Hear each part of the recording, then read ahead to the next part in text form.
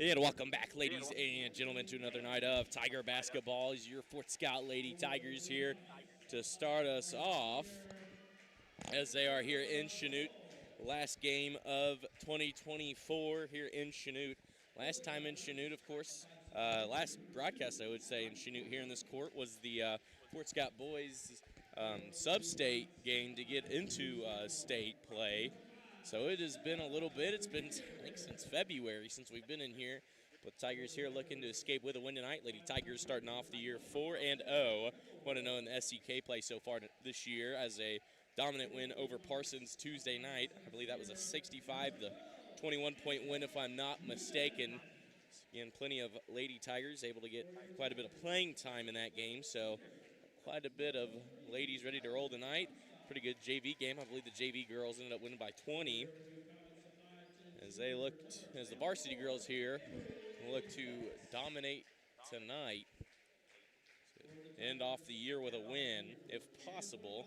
It's a solid-looking group of Lady Blue Comets as they are coming off here on a little bit of a rough stretch, 0-3 at the moment, as they are looking to pick up their first win here this year.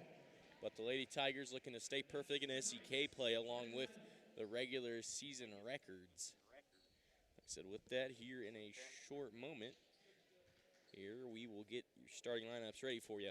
Starting here with the Lady Blue Comets, the senior 5'1" guard, number 2, Chikari Walls, number 5, a 5'2" sophomore guard, Sarah Uner, wearing number 12, a 5'7" guard, senior, Anna Kate Noonan, a 5'2" guard, junior, wearing number 15, Anna Swafford.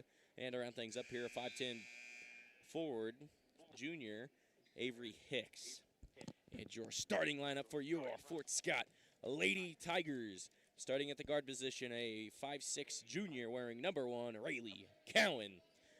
And the other guard junior joining her at 5'6", wearing number 2, Abby Gorman. Claire McElroy wearing number 20. And the lady in the middle at 6 foot as tip-off here. Lady Tigers win it. Kylie Comstock. And to round things up, number 25, J.C. Rogers. And Allie Brown back here. Jumper no good. Ball on the floor. Still fighting for the rebound. And it is Lady Blue Comet ball. Said the Lady Tigers there were without Allie Brown there Tuesday night against the Lady Vikings. But Rayleigh Cowan stepping up there, who had 13 points against the Lady Vikings, looking very impressive there at the guard as they look to get Allie back in the rotation. What I heard, she's kind of sick, trying to catch her legs and breath back from underneath her.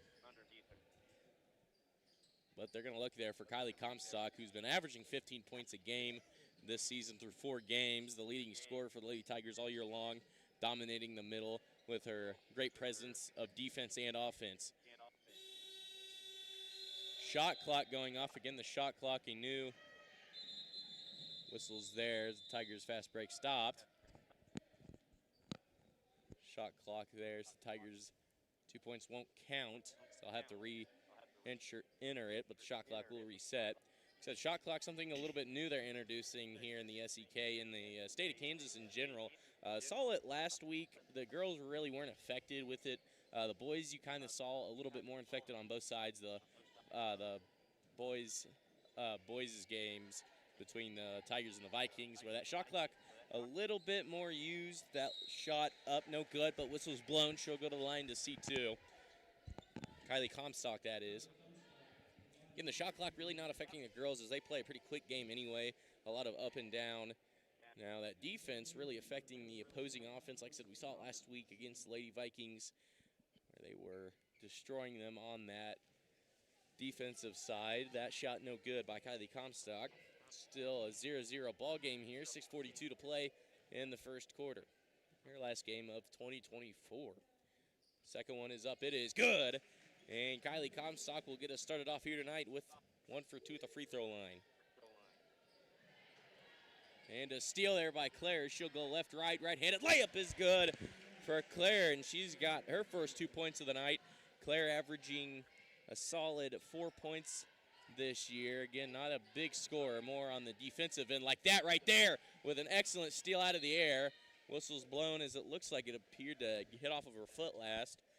said, she may not do the most scoring for the Lady Tigers, but she is one of the best defenders in the SEK, if not in the state of Kansas, 4A basketball. Lady Blue Comets here will throw it out. 25 left here on the shot clock, so they're going to have to be aware of it. Again, that is one thing kind of to where, depending on what type of offense you're going to play, drive is up, blocked.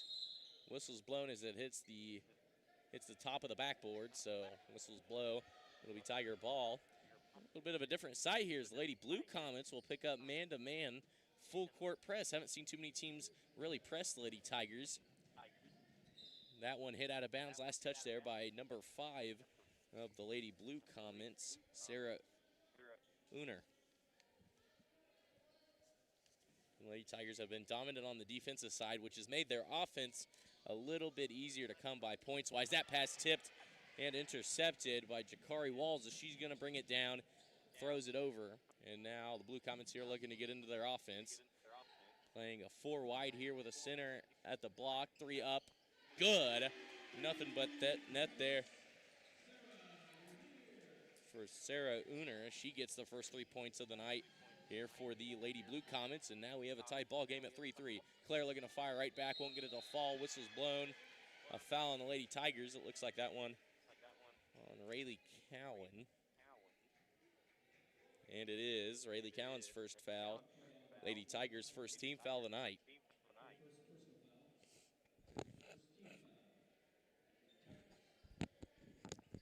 Tigers hopping in that box and one press, something they have done quite well against weaker opponents this year. As the Lady Blue Comets with a good press break there, looking here for a quick bucket. Here's the drive, jump stop at the elbow. Pull up from the elbow is good, and the Lady Blue Comets with the first lead for them tonight on a Jakari Walls mid-range J. Now got 2 as Lady Tigers quickly will bring it up. Rogers kicks it. Gorman, pull-up J, not good. Rebounded by J.C. Rogers. Kicks it out to Kylie Comstock. Thought about the 3. Her pass tipped and hit. It's Cowan fighting for the jump ball. They're not going to give it to her. And now here come the Lady Blue Comets. Walls with it in the left wing. Tipped, but recovered by the Lady Blue Comets. As they look to swing, 3-pointer goes up. Hits off the back iron. Tipped and rebounded by the Lady Comets. Another 3 goes up. That one off the left side. Ball on the ground. Gorman had it for a second. Ball still on the ground, and Cowan ends up with it. 2-on-1 here. She'll look to drive. She'll dribble it back out, give it to Claire. Claire thought about the 3, kicks it over to Rayleigh Cowan. Now inside to Kylie Comstock, double teamed as it ripped from her arms. Here come the Blue Comets. Lady Tigers here playing a 2-3 zone. As the Lady Blue Comets here have been looking to work that 2-3. Walls 3 up. No good. Rebounded by Claire. Gets it up to Rayleigh Cowan. Still a 3-5 ball game here. Lady Tigers looking to score, to try to tie it or take the lead. Gorman has a little bit of room to work. Right-handed layup, no good. Whistle's blown, however. And I believe we'll see number 2, Abby Gorman, headed to the line to shoot 2. That foul on number 2, Jakari Walls, her first. Team's first. Second team foul, excuse me. That is number 12, Anna Kate Noonan's second foul, excuse me. And solid group substitution here as Aubrey Yark and Allie Brown checking in for Claire and Rayleigh. And a couple Lady Comets checked out. As Abby Gorman headed the line to shoot 2, looking to tie this ball game back up. That one is good. Went 1 for 2 at the line that time. 2 for 4 at the line tonight. Abby Gorman with 1 point. And we have a Tiger timeout. With a 30-second timeout, we'd like to thank our Sports Booster sponsors here making the broadcast possible on Fort Scott TV and All Hit 103.9 FM. Atkins Insurance, Billard Hammer Hartman Insurance Incorporated, Bourbon County Cars, Brick Street Barbecue, Casper Enterprises, City State Bank, Designers Florist by Seacan, Deal, Banwart, Bolton, CPA, PA, Daughtery Insurance, and D&Z Overhead Doors. Tigers defense here. Try to get this quick turnover if possible. And then see where the offense can work as Lady Blue Comets forcing bad shots from the Lady Tigers, not the highest of quality shots Again, this is the beginning of the game. We got about 3:50 to play here in this first quarter. Still a 5-4 ball game, so like I said, we are early here in this game as Tigers are going to play their boxing one, but they back it off to half court. Blue Comets, Gorman hit it out of the hands of number 11, Brenna Peter, and then recovered by Kylie Comstock. Now inside, J.C. Rogers right-handed layup, good! At the block, and the Lady Tigers with the lead. 6-5 now your score, and J.C. Rogers now with 2 points. Rogers, who's been averaging 6 points this year through 4 games. Bounce pass inside. That one blocked by J.C. Rogers. On the floor is Kylie Comstock, who gets it to her teammate. Now it's Abby Gorman with it.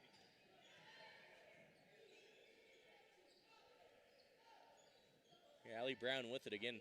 Was not at the Parsons game. Like I said, dealing with an illness is what I was told.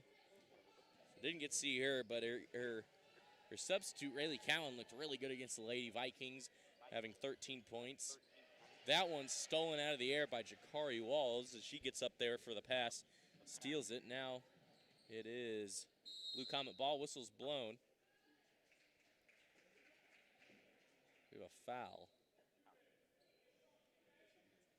Abby Gorman with the foul. That is Gorman's first, team's second. Second team foul here on the Tigers. Walls to throw it in for the Lady Blue Comets. Looking to screen here. Good coverage here by the Lady Tigers. That, the 5-second call. It'll be a turnover. It'll be Lady Tiger ball.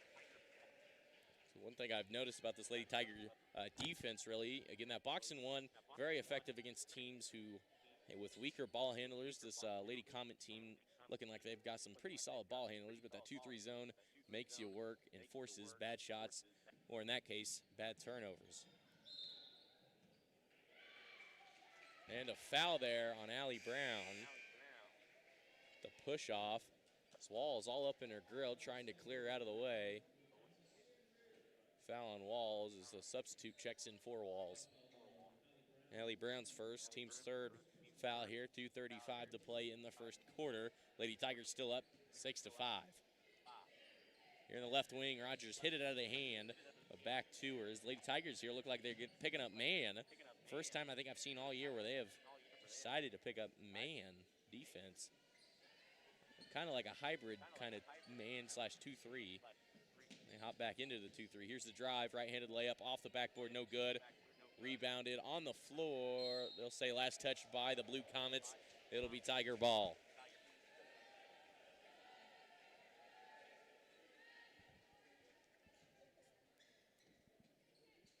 You know, Lady Tigers have had very dominant quarters. Again, you look back at that, I believe that Perry LeCompton game. That first quarter, not one of their more dominants, but then they jumped out in that second quarter to a huge one. Yeah, whistle's blown.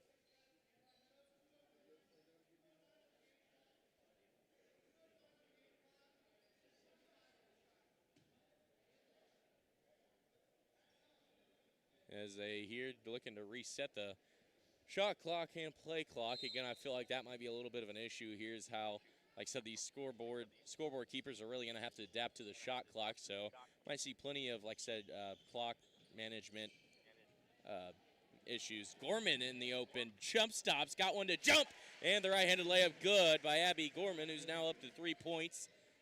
Tigers now with a 3-point lead with 1:50 to play in the first quarter. Chaunte has done a very good job here breaking that box and one press. Again, I thought the past couple teams really have that Parsons team. Not one of them, as they preyed on Parsons' weak ball handling. Three-pointer up. No good as it hits the rim, rebounded by J.C. Rogers. Gives it to Abby Gorman, who's been averaging 11 points here through 4 games.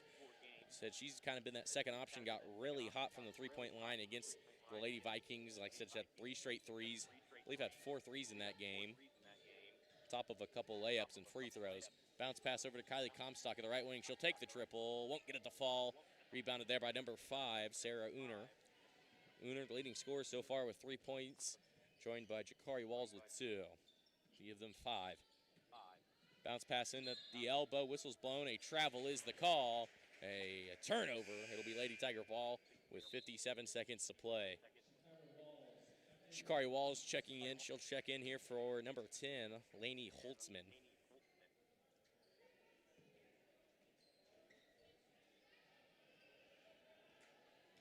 Deep pass. Gorman able to recover it. Kicks it to Aubrey Yark. Back to Gorman in the left wing. Hands it off to Allie Brown. Deep three. Won't get it to fall. Short of it.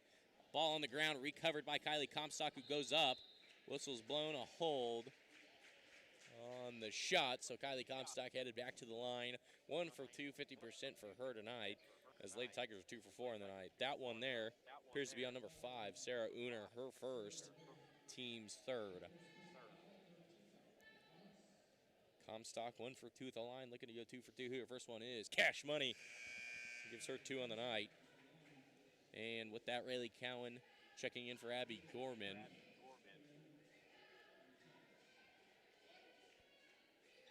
Comstock here looking to line the second one up. Can't get it to go as it with an awkward roll rebounded there by Ava Tetchagrabber.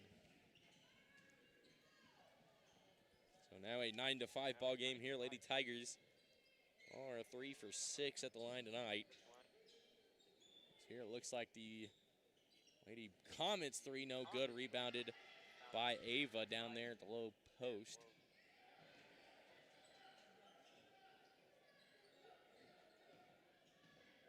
Here they're going to dribble it out here with no time on the play clock as the Lady Comets here look to get this last shot up. Bounce pass at the elbow, three-pointer up. Off front of the rim, no good. Rebounded by the Blue Comets. Another jumper is up, no good. Rebounded by Aubrey Yark. Gets it up to Rayleigh Cowan. That is the buzzer, and that'll end the first. Your score heading into the second quarter. Low-scoring affair so far here tonight. Your Lady Tigers with 9 and the Chanute Blue Comets with 5. With that, we're going to go and take a short 30-second ad break. You are listening to All Hit 103.9 FM KOMB and Fort Scott TV. We'll be right back after this 30-second ad break. Norris Heating and Air Conditioning is proud to announce that York now offers instant rebates for active duty military veterans, first responders, and educators up to $600 until the end of 2024. Don't forget to ask about federal tax credits of up to $2,000 on certain systems. Norris Heating and Air Conditioning at 223-5990 to get a free estimate and consultation about how they can save you money. Norris Heating and Air Conditioning, your hometown comfort connection.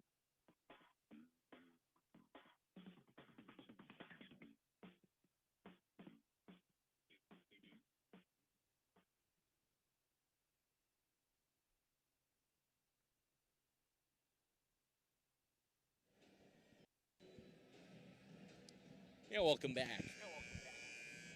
Again, as we here enter the second quarter, a low-scoring game so far tonight. Tigers with a 4-point lead, 9-5 your score here. With Abby Gorman with 3, Claire McElroy with 2, Kylie Comstock with 2, and J.C. Rogers with 2. As the Blue Comets here get it out of the quarter break, down by 4. Looking here to either make it a 2-point ball game or a 1-point ball game. Walls with it at about top of the key, swinging it over to the right wing.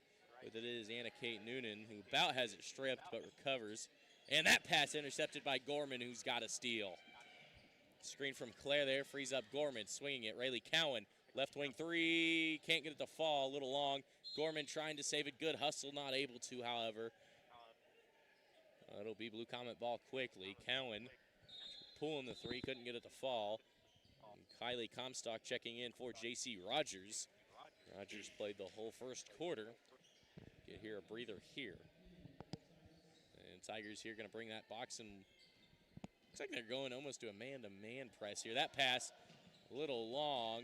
Jump stop, hands it off. Good defense by Kylie Comstock. Rebounded by Abby Gorman. Number 24, Avery Hicks, not able to get her right-handed layup to fall. And the score stays at 9-5. Working that 9-5. Comstock top of the key. Bounce pass over to Claire on the right wing. Now inside Aubrey Yark. Right-handed layup. No good. Rebounded by Walls. Hands it off over to Noonan. Noonan with it. Looking here for the offense to set. Swings it. Cowan able to hit it out of bounds. Good hustle by Cowan. Last touch by the Tigers.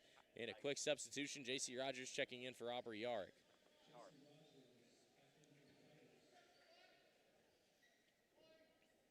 As Hannah Kate Noonan looking to throw it in. She'll find Sarah Uner. Uner will drive. Stopped at about the block. That pass tipped. And jump ball is the call. Arrow favors the Lady Tigers. As good heads-up play there by J.C. Rogers to tip it out of the air and force the jump ball. And now here comes the Blue Comet pressure as Lady Tigers will clear out, making it a one-on-one between Uner and Gorman. Here the Blue Comets playing man-to-man defense. Swinging it over the left wing with it is J.C. Rogers. Bounce pass over to Kylie Comstock at about the right wing, now inside to Claire. That pass to Claire, hit out of her hands, recovered by Sarah Uner. Now here come the Blue Comet offense. Down 9-5 as we haven't had a score yet as we have played about 2 minutes of basketball. Whistle's blown. It'll be a foul on Rayleigh Cowan, it would appear. That is her second of the night. First team foul of the quarter charge here on the Lady Tigers.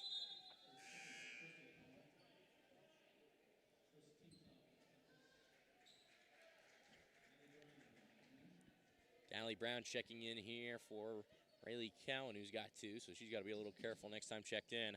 Tigers here bringing good pressure on the inbounds. Walls with it on the left corner. Spin move inside. Good move. Whistle's blown. It'll be a foul. So Walls will head to the line to shoot two. That was a good spin move to get inside. And Walls to shoot two. Kylie Comstock's first foul. Team's second. Walls' first free throw, no good as it hits back iron.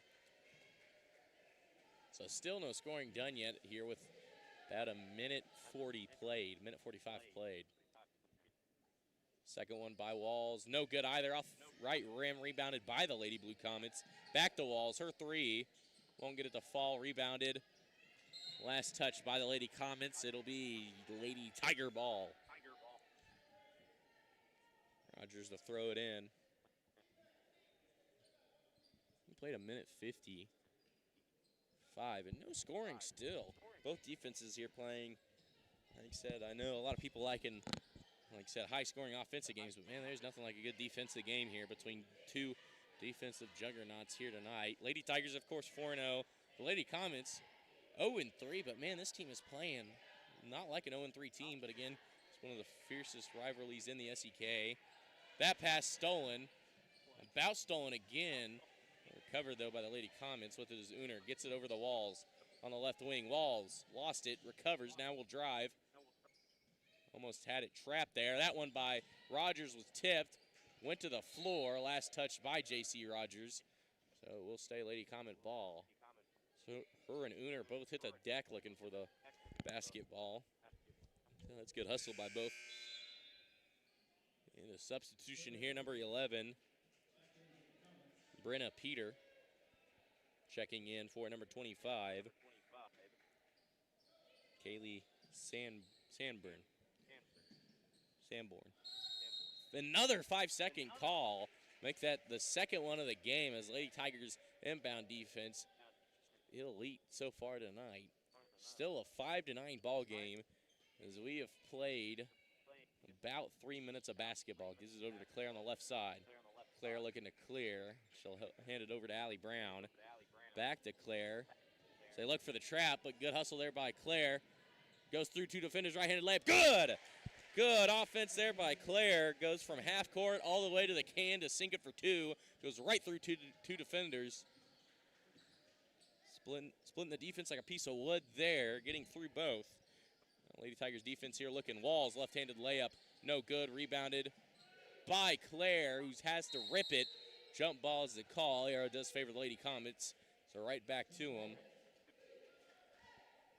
Oh, now a 11-5 ball game as the Lady Tigers strike first here as Claire is up to 6 points tonight in a timeout by the Lady Comets, I believe. I believe it is a 30-second timeout. A full timeout. With a full timeout, though, we're going to go and take a short 30-second ad break. You are listening to All Hit 103.9 FM, KOMB, and Fort Scott TV. We'll be right back after this short 30-second ad break. Opie's Pizza is proud to support all area school sports and reminds you that they have many locations for you to enjoy the best pizza there is. You'll find Opie's Pizza at KC Mart, both north at the Hammond exit and South 69. Union Station in Uniontown. Everybody's in Mound City. Opie's Restaurant in Girard. And now at Opie's Pizza Pool Room and Pub in Pittsburgh. Crickets in Kincaid. Rookies in Iola. And on-the-go convenience store at the Prescott exit on North 69.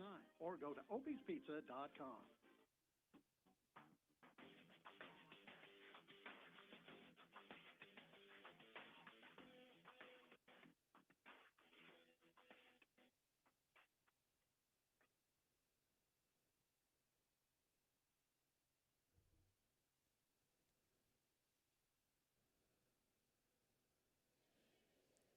Welcome back. After the full timeout here, it'll be Lady Comet ball.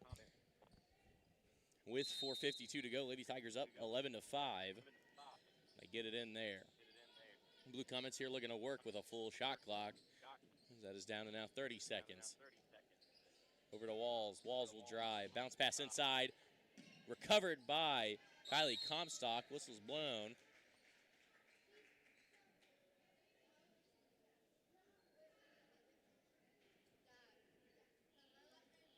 Foul there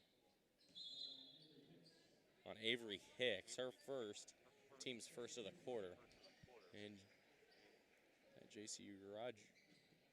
a substitution there for the Blue Comets. As Jakari Walls will head to the bench, and for hers, number 12. Allie Brown with it over in the left wing. She'll dribble it out top of the key. Swinging it over to Claire. Left side. Rogers finds herself alone at top of the key, swinging it. Brown, hesitate, pull up Jay, no good. Last touch, though, by number 12, Anna Kate Noonan. So it'll be Lady Tiger ball. In the last game of the 2024 season, or 2024 year, I should say, is we won't see more Lady Tiger and Tiger basketball until 2025. And J.C. Rogers checked out. In for her is Aubrey Yarrick. Yarrick, who's been pretty solid, averaging 5 points this year. She's fighting for that jump ball. They'll give it to her. Arrow favors the Lady Tigers, so it'll stay Lady Tiger ball. 4:09 to play. Tigers up 11-5. Been a defensive juggernaut here so far tonight. No team really had any high efficient offense yet. Kind of been come and go for both sides. Gorman with it. Now Claire with it over the left wing. She'll drive. Jump stop at the block. Her pass tipped and recovered by the Lady Blue Comets. The Lady Comet ball. Swinging it. Now here's the drive. Whistle's blown. It'll stay Lady Comet ball. It'll be on Abby Gorman with a hold, her second of the night. And with that, Lorelei Clark checking in for Claire McElroy. Lorelei Clark, a very good three-point shooter as a freshman. She's looked pretty solid in those JV games as well. She looked pretty solid in the varsity minutes she has been given. Shot up, no good. Clark had it. Last touch, though, by the Lady Comets. So it'll be Lady Tiger ball. As Jakari Walls hit it out of the hands of Clark. Lady Tigers with it. Clark, Gorman, Brown, Yarrick, and Comstock all in for the Lady Tigers. Gorman pushing the envelope here. Bounce pass over to Allie Brown. Layup no good. Rebounded by Jakari Walls. And now the Comets here in fast break offense. They're going to stop it quickly, but Walls picking it up. Right-handed layup. Had the lane. Won't get it to fall. Rebounded by Kylie Comstock, who's hit on a rebound. Trying to pivot and was whacked. Number 42.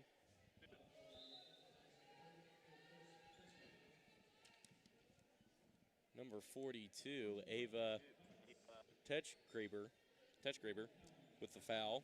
And that is her first, team's second of the quarter.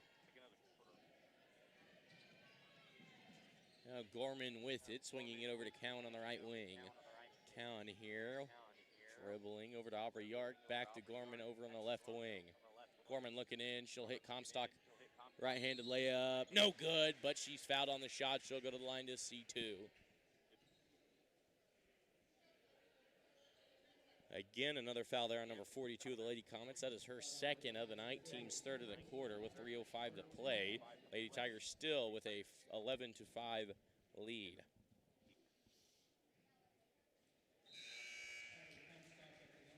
First one is good for Kylie Comstock.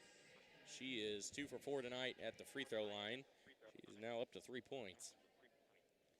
Claire, the leading scorer so far tonight for the Lady Tigers, up to 5 points tonight for her. Second one is Cash Money. She'll go 2 for 2 at the line. Gives herself 4 points. Lady Tigers now 5 for 8 at the line tonight. Making it a 13-5 point ball game here with 2:58 to play in the half. Drive, right-handed shot, no good. Rebounded by Aubrey Yark. Gets it out to Gorman quickly, and now Gorman with it. Here, look for this Tiger offense to set. Rayleigh Cowan, right wing, now inside to Kylie Comstock.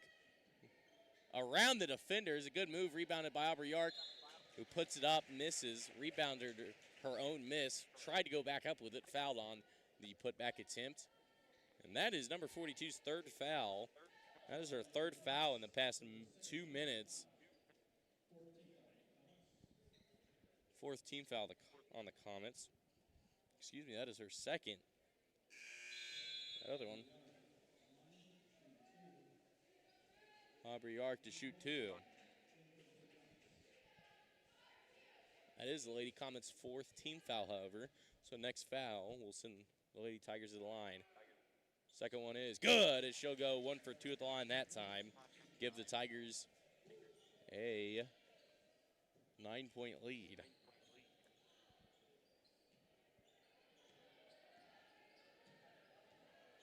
Lady Tigers 60% of the line so far tonight. Bounce pass, tipped and recovered by Kylie Comstock. And the Lady Tigers defense has been menacing, but the offense kind of slacking so far in the apartment. Three-pointer, not able to go, but rebounded by Aubrey Yark. That shot goes in.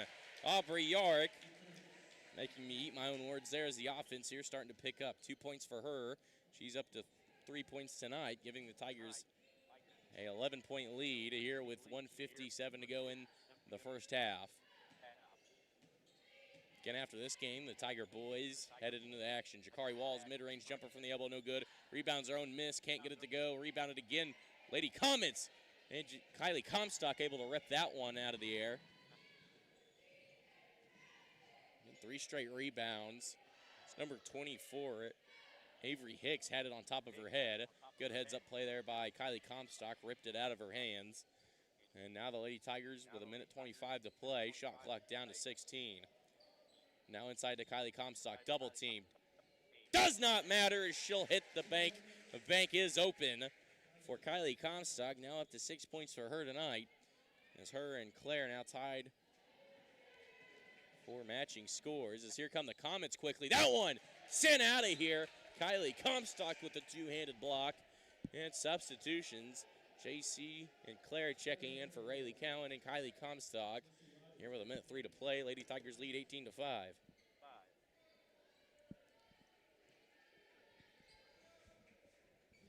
And 2 5-second calls have been called on the Lady Blue Comets here during inbounds. So wouldn't be surprised if they see another as they are able to get it in. Walls will dive down. Her shot no good. Kind of a weird shot as she had the ball at about her belly button there trying to get it up. A good foul bait there as she's able to get it to go. Jakari Walls headed to the line to shoot 2.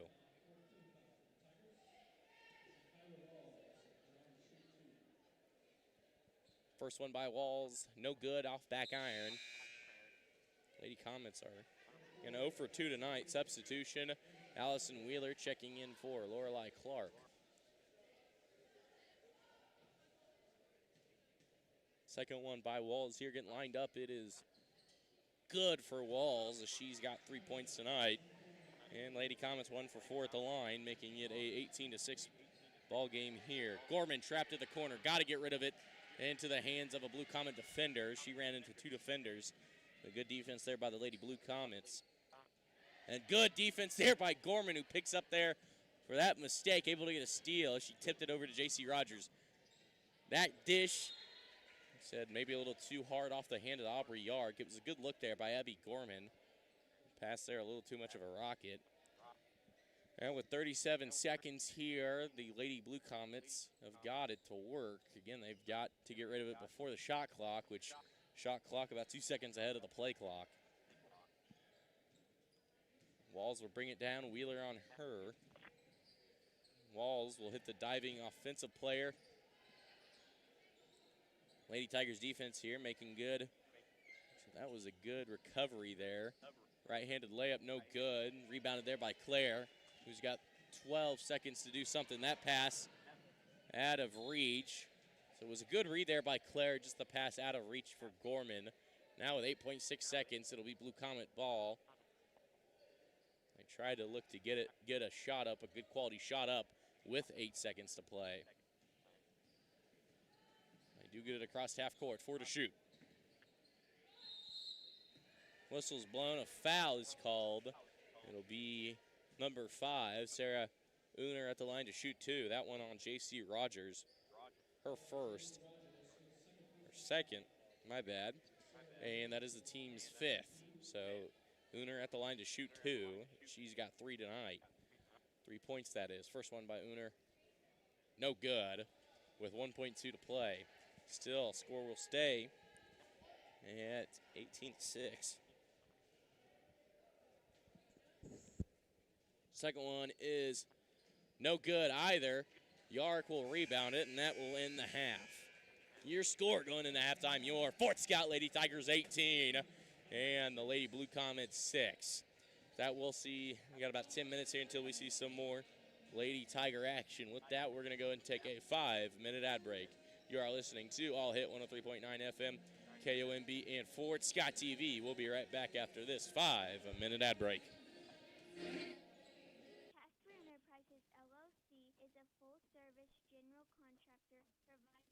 Commercial and residential new construction and remodeling, as well as boat dock fabrication and repair. 3 generations strong, we have over 50 years combined experience in the industry. Call Bo for all your construction needs. Proud supporter of all of our Fort Scott Tigers. Go Tigers. Roger Staubach is quoted as saying, "Set your goals high and don't stop till you get there." The Hole in the Wall Liquor Store knows that work ethic, resilience, and teamwork are essential to the success of all student athletes. Family and community support plays a positive role towards that success. On the edge of historic downtown Fort Scott at 124 East Wall, the Hole in the Wall Liquor Store is proud to partner with the community to support the local youth in all their activities. There's more to vision than meets the eye, and Canar Eye Care understands this perfectly. Their dedicated team of experts in advanced technology are here for your eyes, whether it's for an emergency or routine checkup. Maintaining your sight is their mission, with offices in Fort Scott, Pittsburgh, and Girard. See clear, live better with Canar Eye Care. Visit in person at 1711 South National Suite E in Fort Scott or call 620-223-0850. Improving lives through the state-of-the-art care. See more online at CanarEyeCare.com. Greg here from the original Derailed Commodity, located west of Pittsburgh in Brazelton, Kansas, letting you know that there is a big difference between us and the others. People every day drive out, often from around 100 miles away, to buy furniture, mattresses, flooring, and even vanities, telling us how we save them hundreds or more. That's why smart shoppers say, let's go to Brazelton. And that's why we say it's good to be the original location of Derailed Commodity Flooring and Furniture, open to the public Monday through Saturday. Hi, folks. This is Brian from Union State Bank. We would like to use this time to give a friendly reminder that at Union State Bank, we offer a number of services that you find at the big banks, and yet you still receive the personalized service that makes banking at a community bank so much nicer. Come in and see us at Union State Bank, family-owned and operated since 1901, on the square in Uniontown, and at 12th Street, Highway 69 in Fort Scott. Member FDIC and an equal housing lender. Find us fast in names and numbers. Living in southeast Kansas, you know the weather can be unpredictable. Your homeowner's coverage doesn't have to be. With Gross Insurance Agency on your side, we can make sure you are covered when severe weather strikes. Every year, the cost of repairs goes up. Let us make sure you have peace of mind in knowing that you have the right coverage. Stop in at 18 South National or give us a call today. Gross Insurance Agency, small town customer service, big coverage. Follow us on Facebook at Gross Insurance Agency. Remember La Hacienda for the holidays. Make your special events easy. La Hacienda can prepare your favorites for private parties, or they can even cater your big event. For more information, go online to lahaciendafortscott.com. Gift cards make great stocking stuffers, too. La Hacienda, in the heart of downtown Fort Scott, 24 North Main, closed Christmas Day and New Year's Day. Since 1921, Billiard Hammer Hartman Insurance has been a staple in the community, meeting the needs of our area residents. We handle many types of insurance from auto, home, farm, motorcycle, ATV, watercraft, as well as many aspects of your business needs. We are a proud supporter of sports in our local area, schools, and our athletes. Give us a call, 620-223-2970, or stop by our office. We're located at 20 South National in beautiful downtown Fort Scott, Kansas. Roger Staubach is quoted as saying, set your goals high and don't stop till you get there. The Hole-in-the-Wall Liquor Store knows that work ethic, resilience, and teamwork are essential to the success of all student-athletes.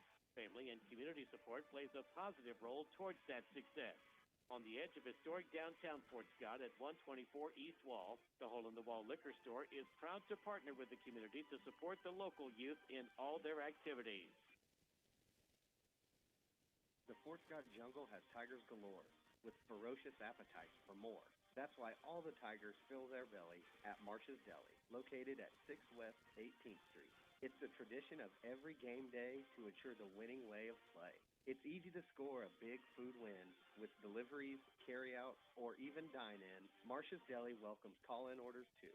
You can call us at 620-223-6432. All tigers know that Marsh's Deli is where you fill your belly.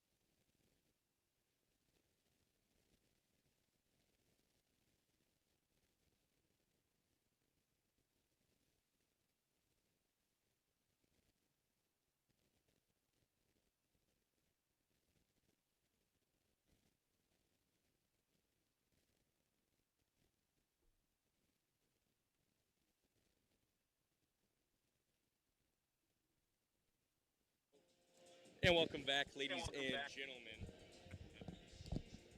A couple minutes here until we see some more Lady Tiger action. Lady Tigers up 18-6 here at halftime. They look to get up to a bigger lead here in the third quarter. But it has been a very good defensive game from both teams. Both teams, again, preying on the weaker ball handlers and getting good looks steal-wise and block-wise. Both teams making it hard to come by at the lane. But that is where both teams have had success, is at the lane. Like I said, Claire's looked good from the lane. Kylie Comstock looking good at the free throw line.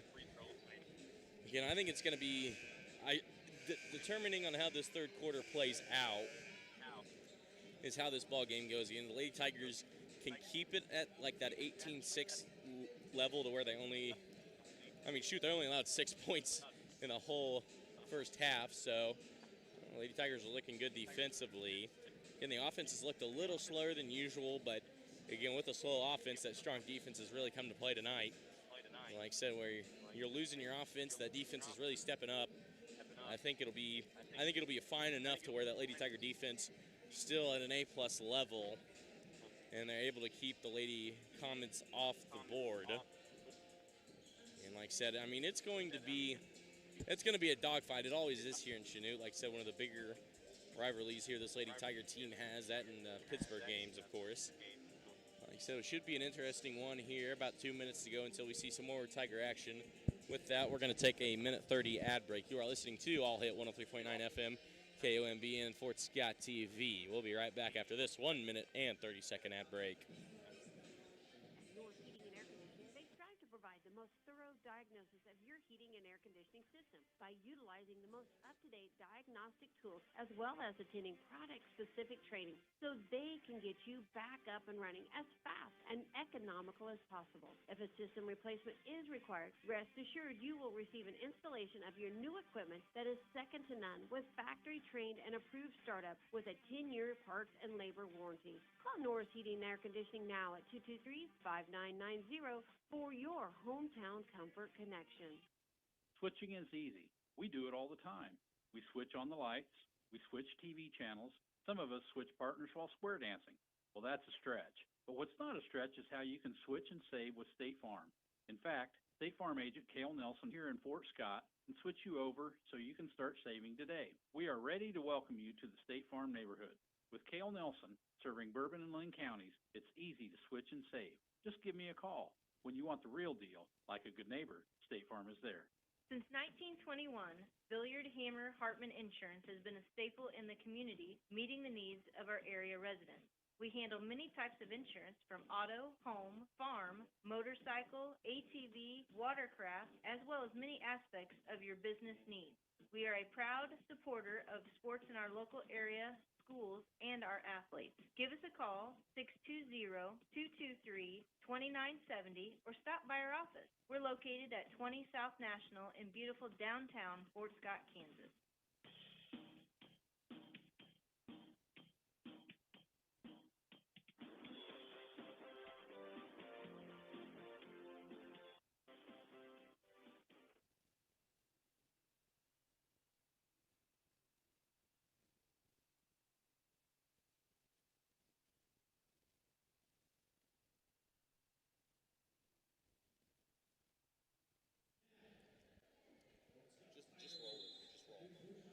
Welcome back, ladies and gentlemen. We are about underway here as Lady Comets get it out of half.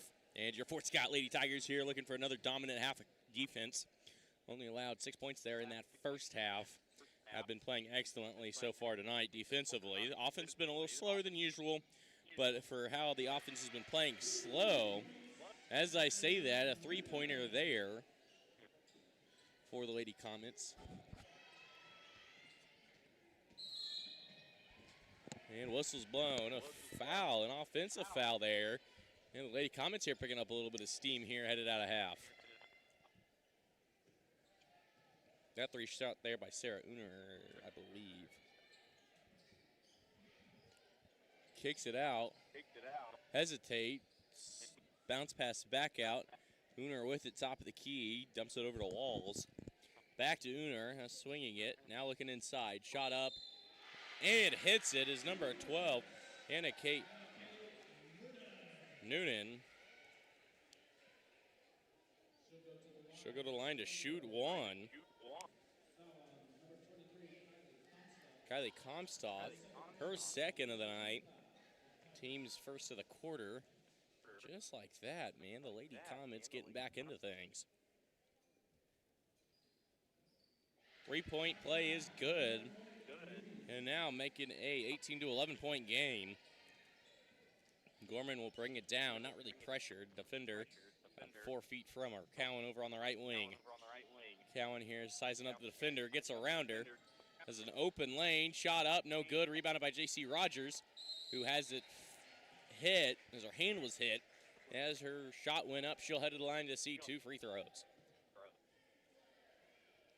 Foul there appears to be on Jakari Walls. Number 12, Anna Kate Noonan, her third. First one no good by J.C. Rogers. Rogers is 1 for 2 on the day. Second one by Rogers, no good either. Rolls out, rebounded by Claire. Dumps it, trying to get it to Kylie Comstock. Fights for the ball. Jump ball. Arrow favors the Lady Tigers. It's a good look there by Claire as she saw Kylie Comstock with a little bit of room to work. It was a good heads-up play there by Avery Hicks to tip it, and her and Kylie headed to the ground for the jump ball. Cowan with it, kicks it. Gorman hesitates, backs out to the three-point line. Back to Cowan. Back to Gorman. Now inside, defender left her open, gets her own rebound, and puts in her putback. Kylie Comstock missed the first time, able to get it back. Put her put back in. Now a 22-11 point game. 6:23 to play. That pass errant, out of bounds. Turnover, Lady Tiger ball.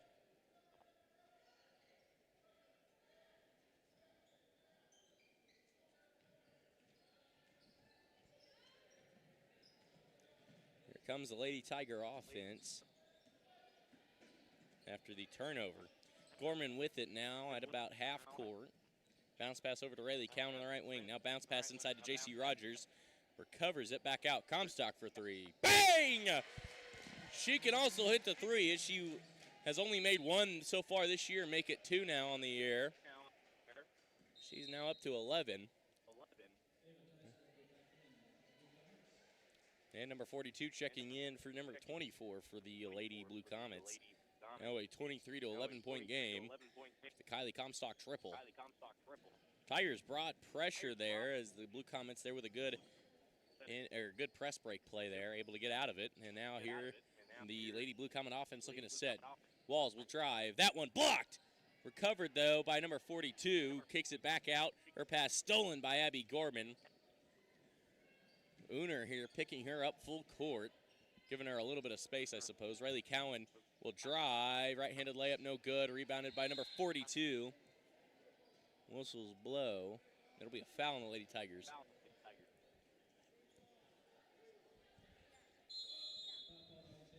J.C. Rogers' third foul of the night. Team's first of the quarter. Excuse me, second of the quarter. And in for her, Aubrey Yard checking in. As looking like they're picking up man here. Gorman almost had it out of the air, recovered by Uner, who will drive. Looked like Sarah Uner almost pushed Gorman out of the way, but they'll say it was a foul on Gorman. That is Gorman's third of the night, team's third of the quarter. And at the line, number 5, Sarah Uner, up to 6 tonight. 5:26 to play. Lady Tigers up 23-11. That one by Uner, good. She'll hit the first.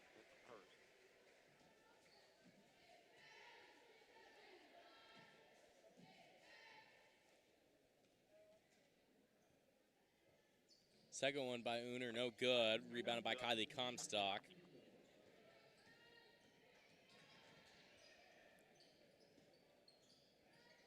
Three for 8 tonight. Whistle's blown. It'll be Lady Comet ball, so good defense there by the Lady Comets to get the ball right back. Substitution, Allie Brown checking in for the first time this half in for Rayleigh Cowan.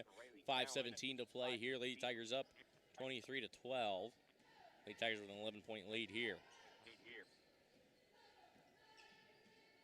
Sarah Uner with it.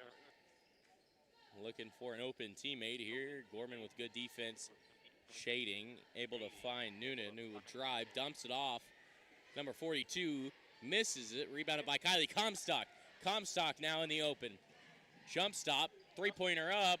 Can't get it to fall. A good-looking triple there by number 23. Looking for the foul. They'll say tipped the ball, which is a good-looking shot. Walls. And a travel. Thank you. I didn't think he was going to call it. He does call the travel. So a turnover there.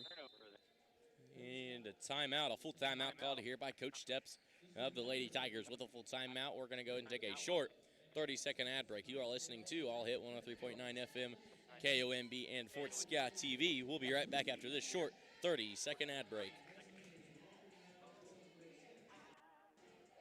Opie's Pizza Pizza is proud to support all area school sports and reminds you that they have many locations for you to enjoy the best pizza there is. You'll find Opie's Pizza at KC Mart, both north at the Hammond exit and South 69. Union Station in Uniontown. Everybody's in Mound City. Opie's Restaurant in Girard. And now at Opie's Pizza Pool Room and Pub in Pittsburgh. Crickets in Kincaid. Brookies in Iola. And on-the-go convenience store at the Prescott exit on North 69. Or go to opiespizza.com.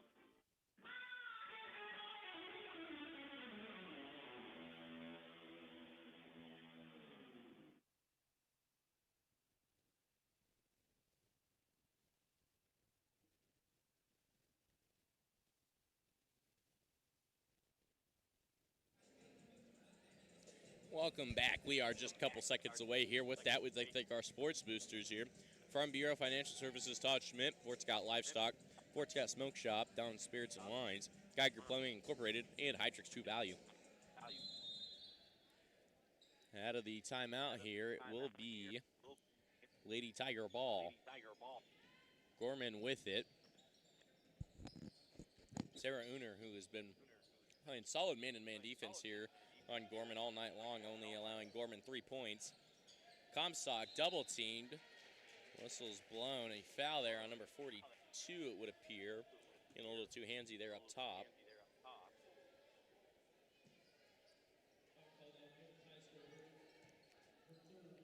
Ava Teisch. There. That is her third. Team's second of the quarter. Claire with it. Drive. Kicks it out to Allie Brown. Hesitates. Back it. Her pass, though, by Kylie Comstock is stolen. Comstock had a hand on it, but Sarah Uner right there with her. 42 now. She'll drive. Ava right-handed layup. Good. She's got her first 2 points of the night. Tish Graber, her first 2 points of the night. Cuts the lead down to 9. 23-14 your score here with 3:50 to go in the third quarter. Claire with it over in the left wing, kicking it. Gorman has it, and she'll dribble it back out to the right corner. And they'll kick it up. Allie Brown will dribble it. Now will spin back inside of the lane. Bounce pass over to Abby Gorman. Beat her defender by a step. Right-handed layup, good for Abby Gorman. Now up to 5 points for the Lady Tigers. Assisted there by Allie Brown. Kicks it. They're going to fire a triple. Short. Almost airballed it. Recovered and out of bounds. Number 42, last touching it. Substitutions, number 24, Avery Hicks, and number 25, Kaylee Sanborn checking in.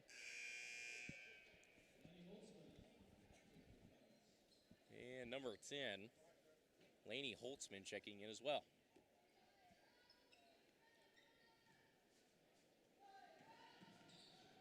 Gorman brought it up quickly, now trapped in the corner, able to find Aubrey Yard. Finds Allie Brown, mid-range puller. Good for Allie Brown, mid-range jumper. She's now up to 2 points, gets her first 2 points this week. Again, wasn't at the Parsons game, wasn't feeling the greatest. Wasn't able to play that game. That one right between the old splitters. It'll be a turnover. Tiger ball. That bounce pass, a little errant there, goes between the legs. The intended target. Still a 27-14. That shot is good by Abby Gorman. Tiger offense here, looking to start picking up.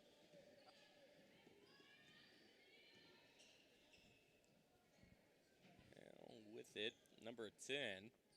Allie Brown playing good defense on her. That pass tipped. Brown one-on-one. Pass to Claire. Saved by Claire. Back to Allie Brown. Mid-range, no good. Aubrey Yark put back. No good either as it rolls out. Last touch, however, by number 24. Avery Hicks. It'll stay Lady Tiger ball. Rayleigh Cowan checks in for Claire. And number 12, Anna Kate Noonan checking in for number 10, Lainey Holtzman. And a timeout, 30-second timeout here, called by the Lady Tigers. Again, 30-second timeout. We'd like to thank our sports boosters and sponsors here at 103.9 and Fort Scott TV. Eisner Financial Services, Hole in the Wall, K&K Auto Parts, Canard Ice Center, La Hacienda, Marsh's Deli, Norris Heating and Air Conditioning, Old Ford Auto, Opie's Pizza, and Rudrick's Furniture and Floor Covering. Again, thank you all for your help during the 24-25 basketball season. It's been a real defensive battle here as the Lady Tigers offense. It looks like they're starting to pick it up here a little bit here late in the third quarter. About 2:19 to play here in the third quarter. Like I said, I have liked how aggressive Chanute has been playing. Like I said, they are probably one of the better probably the best defensive team we've played all season long, and we are just, like I said, we're not even halfway through as we have only played 5 games. This is the 5th game of the year for the Lady Tigers, as they look to go 5-0 here to start the year, as this is the last basketball game in the year of 2024. Three-pointer up and good for Abby Gorman, as she's now got 10 on the night, as the Tiger offense are really starting to put things here together late in this third quarter. And Noonan with it. Again, Gorman went hot there in that game against Parsons. Had 4 made triples in that game. And I think she had back-to-back-to-back. A travel called. A turnover there. It'll be Lady Tiger basketball.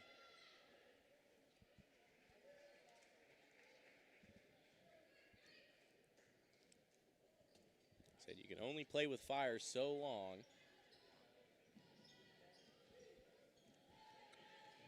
So Lady Tigers start picking it up. Allie Brown here now looking for offensive set to develop. Sarah Uner, who has had the hard task. That pass to Abby Gorman, kicks it out. Mid-range jumper, good for Kylie Comstock. Assisted there by Abby Gorman. Kylie Comstock up to 13 points on the night, making it a 34 to 14 point ball game. Lady Tigers now up by 20.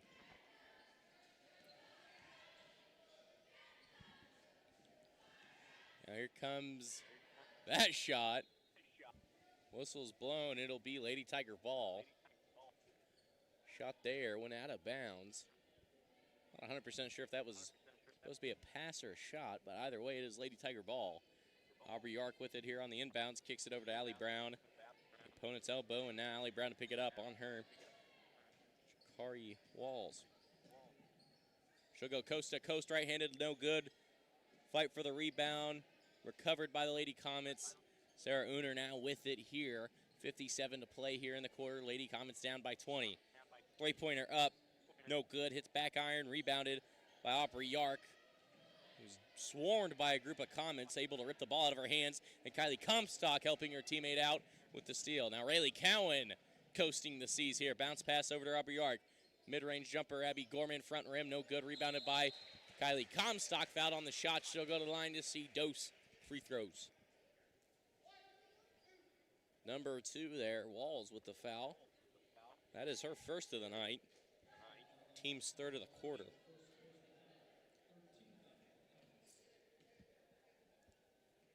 Comstock here looking to hit 15 with both made free throws.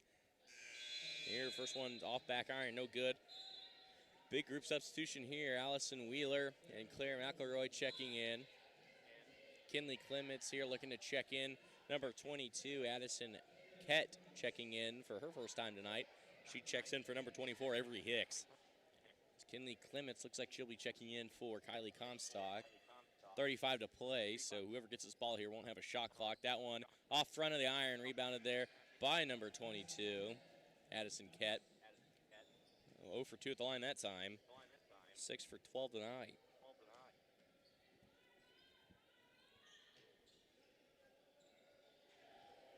Wall's going to take a deep three. Won't get it to fall. Wheeler able to grab the rebound. Whistle's blown. A foul. That'll be the 4th team foul on the Lady Comets. This foul there. Number 12. That is Anna Kate Noonan's 4th foul. Yeah, they're going to get I think they'd get a sub, and they do. As Kinley Clements checking in for the first time tonight for Kylie Comstock with 17.9 to play. Look at it into Rayleigh Cowan over to Claire. Claire double teamed over to Rayleigh Cowan, who's got room to work. The Lady Tigers have got 8 to work. Wheeler pulls the triple. Won't get it to fall. Clements about had it, able to hit her teammate Aubrey Yark. Final seconds here. Buzzers blow. No shot goes up, but we do end the quarter. Lady Tigers offense starting to put it together there late in that third quarter. Your score heading into the fourth. Your Fort Scott Lady Tigers 34 and the Lady Chanute Blue Comets 14. With that, we're going to go ahead and take a short 30-second ad break. You are listening to All Hit 103.9 FM, KOMB, and Fort Scott TV. We'll be right back after this short 30-second ad break.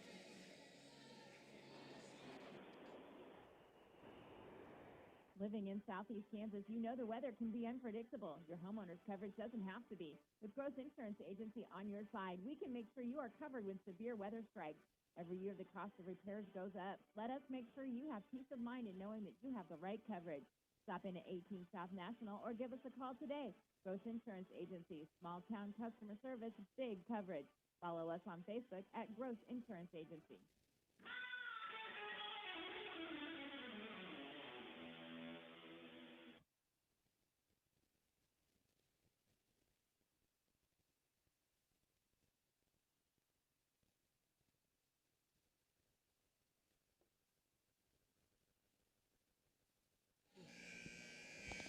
Welcome back. We've got a quarter of play. Your Fort Scott Lady Tigers lead with a 20-point lead here, 8 minutes to go.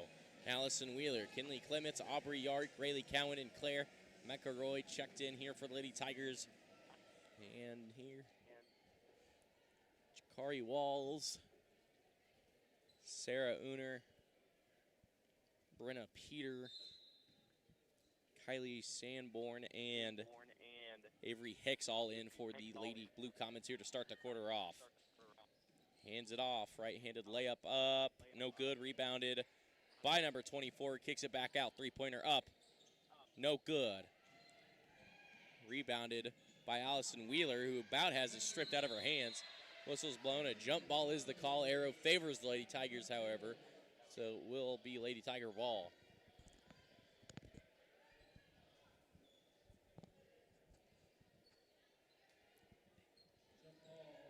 Jump ball's the call.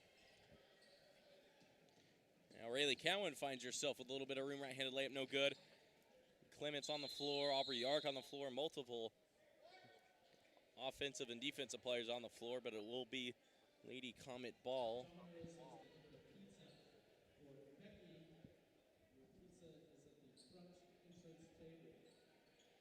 Arrow will switch. Next jump ball, it'll be Lady Tiger ball. That one, say, off the hands of Allison Wheeler. It's a good hustle there by Wheeler. Get that ball quickly. Almost forced the turnover, but it'll stay Lady Blue Comet ball.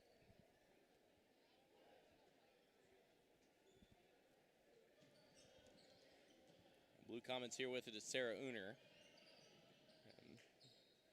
Pass over to the elbow. Bounce pass inside.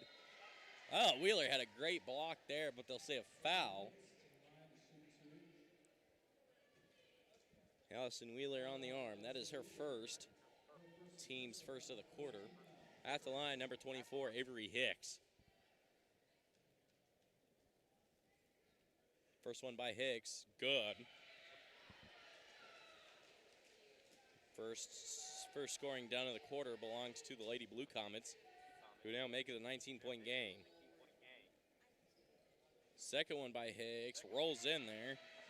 She'll get a roll of the dice there and gets it to go.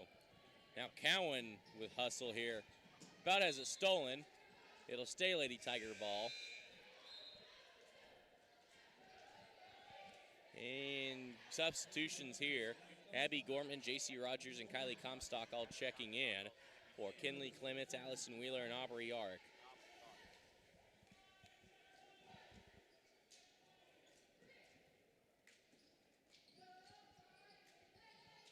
Cowan to throw it in, finds Kylie Comstock, leaks into the block, shot good for Kylie Comstock, who's now up to 15 points tonight, making it a 20-point game again.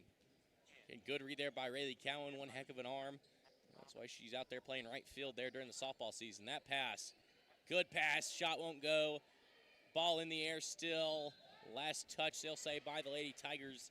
It'll be Chanute ball.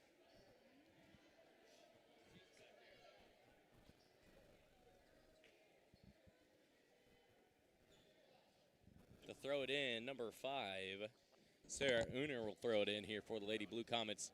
That pass tipped by J.C. Rogers, recovered by Kylie Comstock, who 3 Comets on her, able to get rid of it, finds Gorman. Gorman to Cowan. Cowan left-handed layup, no good. Rebounded by Kylie Comstock, won't get it to fall. fighting for the ball. They'll say jump ball arrow favors the Lady Tigers. So good hustle there by Comstock to recover the miss, fight for the jump ball, and give it to the Lady Tigers as Gorman will look to throw it in.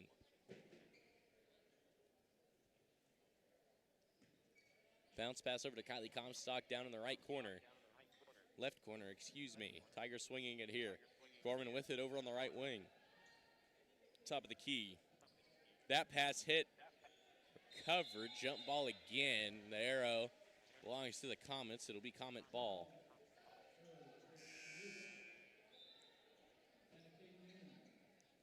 Anna Kate Noonan checking in there for number 25, Kylie Sanborn. 36-16 still your score here with about 6:20 to play in the fourth quarter. Comets here looking for a little bit of offense to shine through. They had a hot start to the third quarter and kind of slowed back down. Walls kicks it out.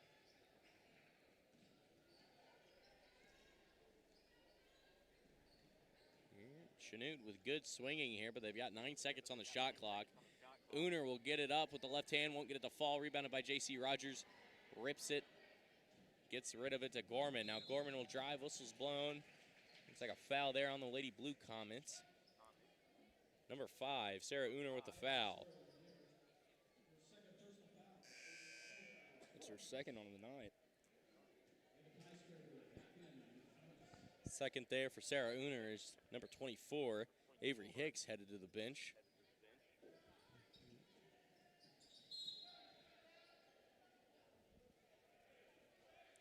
Whistle's blown. It looks like it'll be Chanute ball. I think a travel was the call. Not 100% on that. It's at 5:46 to play here in the quarter. Lady Tigers with a 20-point lead, so they are working with a healthy lead here in this third. That one won't go. Long rebound, rebounded by Sarah Uner, who has it denied by Kylie Comstock. Recovered, though, by a teammate. Shoots from the elbow. Jumper rolls in there. Lucky roll the dice there. Cuts the lead to 18. Number 42 with her fourth, with 4 points tonight. Her second basket there. Kicks it. Kylie Comstock looking for another triple. Won't get it to fall. Flopping is the call there on Kylie Comstock. I don't know. Looks like number 42 there may or may not have hit her hand, but that is not the call, apparently.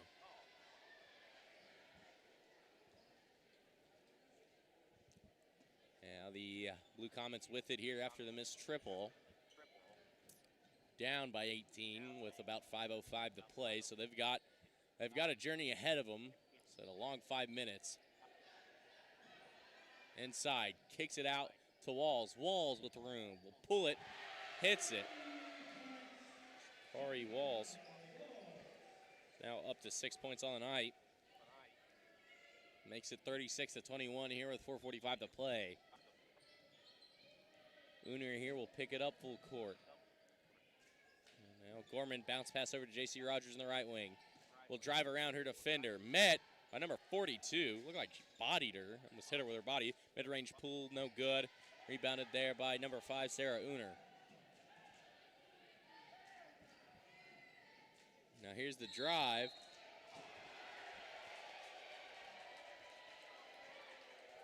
Here the refs will have a discussion. Said it looked like a charge. I mean, she dipped her shoulder into Rayleigh Cowan to drive to the basket. So she dipped the shoulder and drove through her. What it looked like from up here, but again, those refs, a little bit of a better court, a little bit better vision down there. And they'll say block, so they'll let her go to 2. A little bit of home court advantage, I'd think. I don't know. From up here, it looked like she dipped the shoulder. What do you think? No, she definitely just ran in there. Yeah. She dipped that shoulder right in there. Shrugged her to get in there, but here at the line, number 11. Cohen was setting everything. First one, no good. Ball don't lie. And that is Rayleigh Cowan's third of the night. Team's second of the quarter. J.C. Rogers and Claire checked out. In for them is Allie Brown and Aubrey Yark.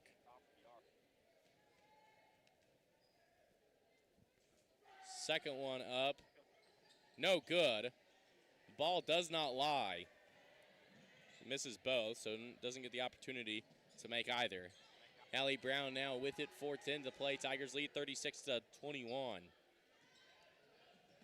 Drive, jump stop, cleared, walls out, mid-range jumper, good for Abby Gorman.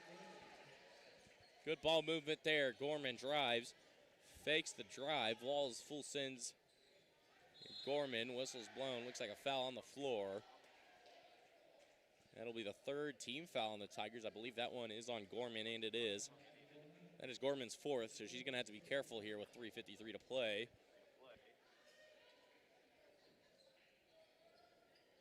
Kicks it out to Walls on the right wing. Walls here looking to drive. She'll go right to left now, spins. Trying to get into the lane, but good defense there by Allie Brown. Now here's the kick in. Won't get it to fall. That one last touched by the Lady Tigers. It'll stay Blue Comet ball. Claire will check in for Gorman. And Gorman with 4 fouls. Claire with 0 fouls. And a timeout called. I believe is a 32nd, a full timeout called here. And with a full timeout, again, we'd like to thank our Sports Booster sponsors here at 103.9 and all hit 103.9 and Fort Scott TV. Sonic of Fort Scott, State Farm Insurance, Cal Nelson, Stockton Plumbing, Electrical, Heating, and Air, The Outpost 13 West, Trader Dave's Antiques and More, Union State Bank, Very Eye, and VFW, and many more. Again, thank you all for your help during the 24-25 basketball season. Last basketball game of 2024 here tonight. Fort Scott Lady Tigers here look to start off the night with a W, followed by the Fort Scott Tiger Boys looking for their first win of the season. Looking for Coach Feeback's first win of the year. And first win as the head coach of the varsity Tigers. So they had a pretty good game there against Parsons, ended up losing that one by 18. But again, that game was closer than what the final score appeared. Again, they played their hearts out that game and looked to do so against kind of an interesting Blue Comets team. It was 1-2. Like I said, you look back at last year. We played them in the sub-state to get into state, and that, I believe, we ended up winning by 8. That shot, no good. Whistle's blown. It'll be Comet ball. It's at 3:39 to play here. Lady Tigers lead 21-38. Looking to get it in. They do. They'll go over the top. Three-pointer. Chucks it up. Long. Won't go. Rebounded by Kylie Comstock. Comstock now out in the open. Sarah Uner, the only Comet there. Spins. Pivots. Finds Claire on the right wing. Kicks it. Cowan for 3. Won't get it to fall. Rebounded there by number 24, Avery Hicks. Uner swings it. Now here's the drive. Whistle's blown. They'll say another foul on the floor. That'll be the team's 4th of the quarter. Rayleigh Cowan, her 4th of the night. Team's 4th. And now both guards, her and Abby Gorman, both with 4. JC Rogers with 3 fouls and Kylie Comstock with 2. Allie Brown with 1. And they're going to let Cowan rock out here, stay in. Uner for 3. Has it tipped by Rayleigh Cowan, who was bear-hugged on the rebound attempt. They'll call that foul. Now it'll be a hold on number 5, Sarah Uner. That'll be her 3rd of the night, I believe. It is her 3rd, team's 2nd of the quarter.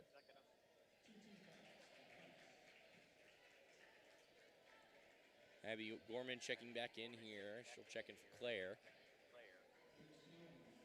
And Kylie Comstock looking to get it in. Lady Tigers lead 38-21 your score. Stolen by the Lady Comets as they look to get another offensive drive going. That one hit, recovered by Sarah Uner. Using the elbows like weapons. Trying to clear any Tiger defenders out. And back to her. Deep 3 by Uner. Won't get it to fall. Rebounded by Rayleigh Cowan. Cowan now looking to bring it up. She'll kick it over to Allie Brown. We'll get it across half court. And now the Tiger offense looking to set. Good spin move. Whistle's blown. We've got a foul on the Comets. Number 5, Sarah Uner with the foul. That's her 4th. Team's 3rd of the quarter. And Allie Brown to the sideline here. To inbound it. Baseline.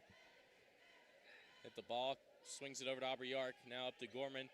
over on the right wing. Kicks it into Aubrey Yarrick. Mid-range J, no good, but fouled on the shot.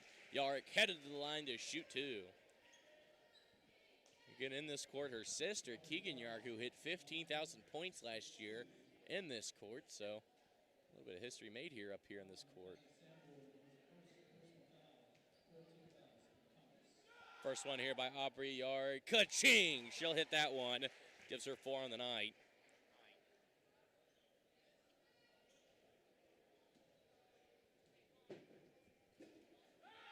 Second one, good! Aubrey Yarrick 2 for 2 at the line to make it a 19-point game here to go with 2:35 to play. I think that Tigers defense is going to play good enough. Stop it. Here's the drive. That one, no good. Rebounded, still out in the air, saved by the Comets. But Gorman right there, she saved it out of bounds. It's number 24, Avery Hicks, saved it out of bounds. Threw it right into the hands of Abby Gorman. The Tiger offense here as they look, and I'd say they look here to start using that play clock and shot clock as well. Free throw extended jumper, good for Allie Brown, who's got 4 points on the night. Second jumper for her made. Swinging it, 3 from the left corner, good for number 25. Kylie Sanborn with 3. Now 40-24 mid-range jumper, no good by Kylie Comstock, rebounded there by Avery Hicks. Now they'll bring it up. Sanborn drives, has a hit out of her hand. They'll say a foul.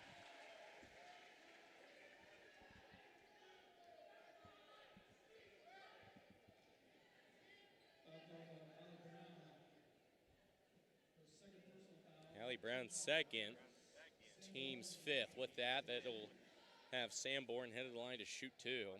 This is 42-23. First one good for Sanborn. It's up to 4 points tonight.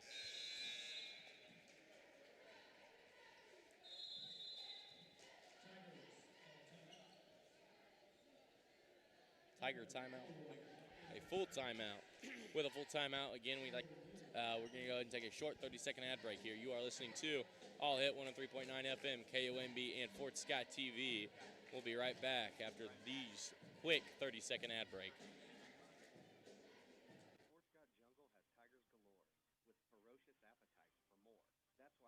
Tigers fill their belly at Marsh's Deli, located at 6 West 18th Street. It's the tradition of every game day to ensure the winning way of play. It's easy to score a big food win with deliveries, carry-out, or even dine-in. Marsh's Deli welcomes call-in orders too.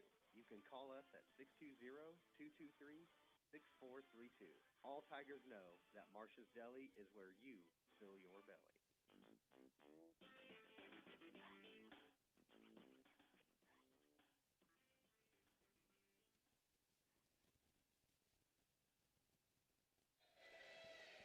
Welcome back there. Sanborn able to make 2 for 2 at the line that time, making it a 42-25-point game here with 1:31 to play.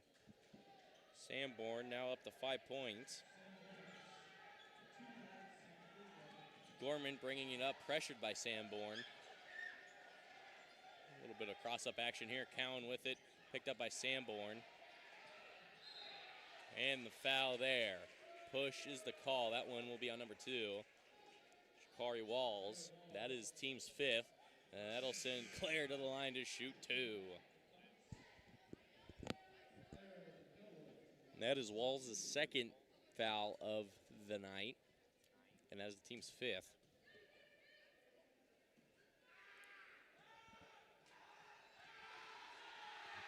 First one by Claire. Cash money.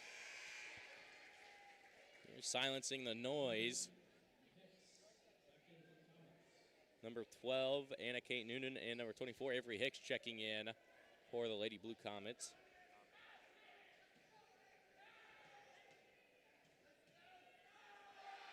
Second one, good! She'll sink both. Quieting the student section there for the Blue Comets. That one's almost stolen by Claire. Recovered, though, by the Lady Blue Comets, and a 30-second timeout quickly called by the Lady Blue Comets. Lady Comets down 44-25 here with a quick 30-second timeout. With that, we'd like to thank our Sports Booster sponsors here at All Hit 103.9 and Fort Scott TV. Atkins Insurance, Billard Hammer, Hartman Insurance Incorporated, Bourbon County Cars, Brick Street Barbecue, Casper Enterprises, City State Bank, Designers Floors by Secan, Deal, Banwart, Bolton, CPA, PA, Daughtery Insurance, and DNZ Overhead Doors. Again, thank you all for your help during the 24-25 basketball season. And we've got a good game here on tap. Fort Scott Lady Tigers here playing a little bit more of a defensive game. Is not a whole lot of high scoring done. Again, they scored 65 on the Lady Vikings there Tuesday night. And that first half a little bit rough offensive-wise, but that defense holding strong only allowed the Blue Comets to 6 points. As that Lady Blue Comets offense has kind of been, their scoring has been a little bit more well-rounded this half.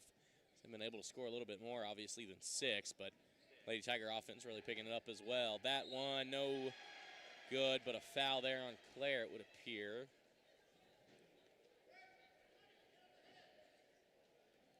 Hit her on the head, apparently, so that'll send Anna Kate Noonan to the line to shoot 2.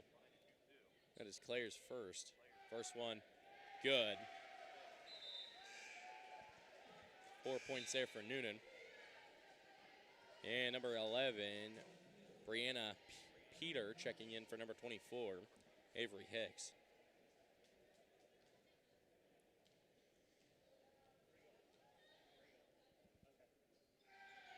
That one no good. Rebounded there by Rayleigh Cowan, who will get it across half court. Got to be smart with it. Bounce pass over to Claire, but a foul there on the floor. But it don't matter. With 5 team fouls, we should see Rayleigh Cowan to the line with 53.8 to play. That one there, number 25, Kaylee Sanborn, her second of the night. 6th foul there, so it'll send Rayleigh Cowan to the line to shoot dose. Cowan, first free throw. Good! Rayleigh Cowan with her first points of the night. First point there. And number 24, Avery Hicks checks in for number 11, Brianna Peter. Second one by Cowan, no good. Rebounded, though, by Kylie Comstock. Here with 50 seconds, I'd say. So if you got a decent shot, take it. But if not, just hold it as long as you can. You're up 45 to 25. You're up, 45 to 26.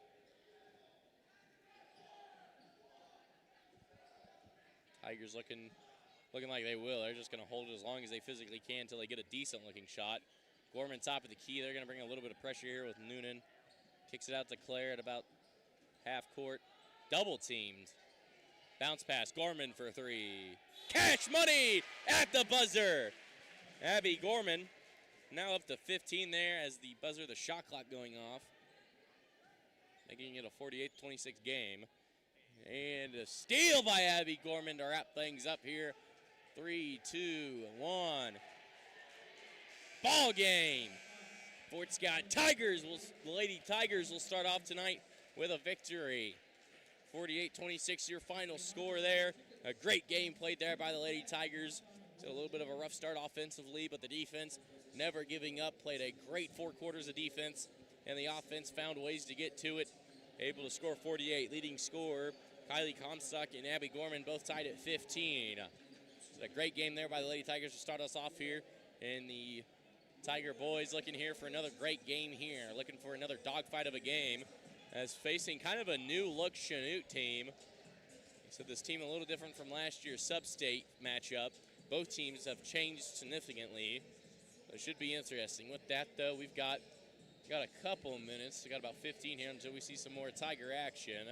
We're going to go ahead and take a short 5-minute ad break. You are listening to All Hit 103.9 FM, KOMB, and Fort Scott TV. We'll be right back after this 5-minute ad break. We would like to use this time to give a friendly reminder that at Union State Bank, we offer a number of services that you find at the big banks, and yet you still receive the personalized service that makes banking at a community bank so much nicer.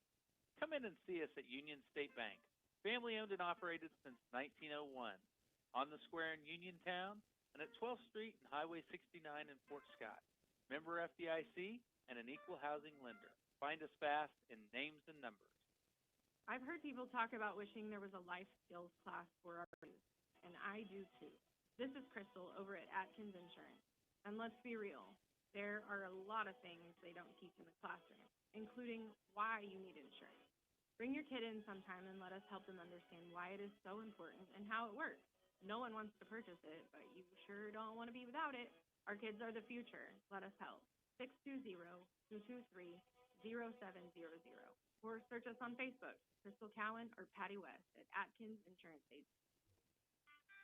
Remember La Hacienda for the holidays. Make your special events easy. La Hacienda can prepare your favorites for private parties, or they can even cater your big events. For more information, go online to lahaciendafortscott.com.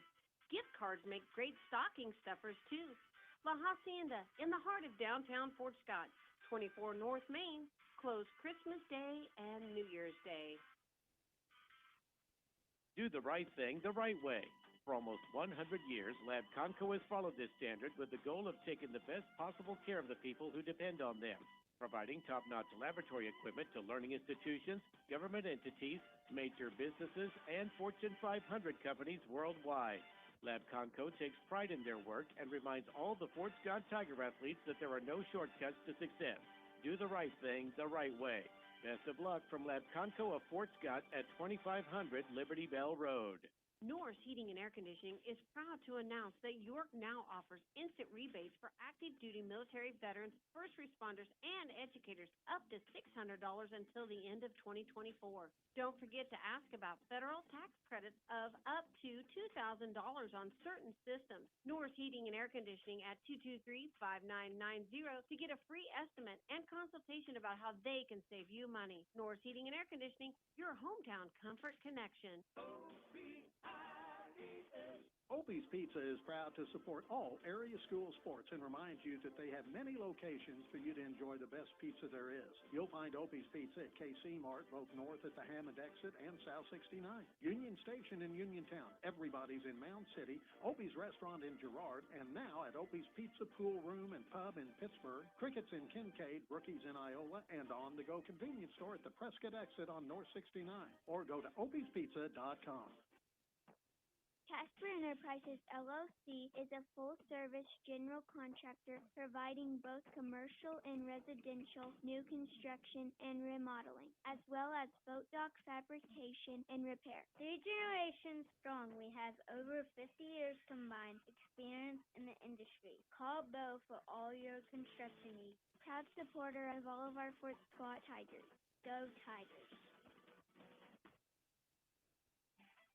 Roger Staubach is quoted as saying, "Set your goals high and don't stop till you get there." The Hole-in-the-Wall Liquor Store knows that work ethic, resilience, and teamwork are essential to the success of all student athletes. Family and community support plays a positive role towards that success. On the edge of historic downtown Fort Scott at 124 East Wall, the Hole-in-the-Wall Liquor Store is proud to partner with the community to support the local youth in all their activities. There's more to vision than meets the eye, and Canar Eye Care understands this perfectly. Their dedicated team of experts in advanced technology are here for your eyes, whether it's for an emergency or routine checkup. Maintaining your sight is their mission, with offices in Fort Scott, Pittsburgh, and Girard. See clear, live better with Canar Eye Care. Visit in person at 1711 South National Suite E in Fort Scott or call 620-223-0850. Improving lives through the state-of-the-art care. See more online at CanarEyeCare.com. Do the right thing the right way. For almost 100 years, Lab Conco has followed this standard with the goal of taking the best possible care of the people who depend on them, providing top-notch laboratory equipment to learning institutions, government entities, major businesses, and Fortune 500 companies worldwide. Lab Conco takes pride in their work and reminds all the Fort Scott Tiger athletes that there are no shortcuts to success. Do the right thing the right way. Best of luck from Lab Conco of Fort Scott at 2500 Liberty Bell Road.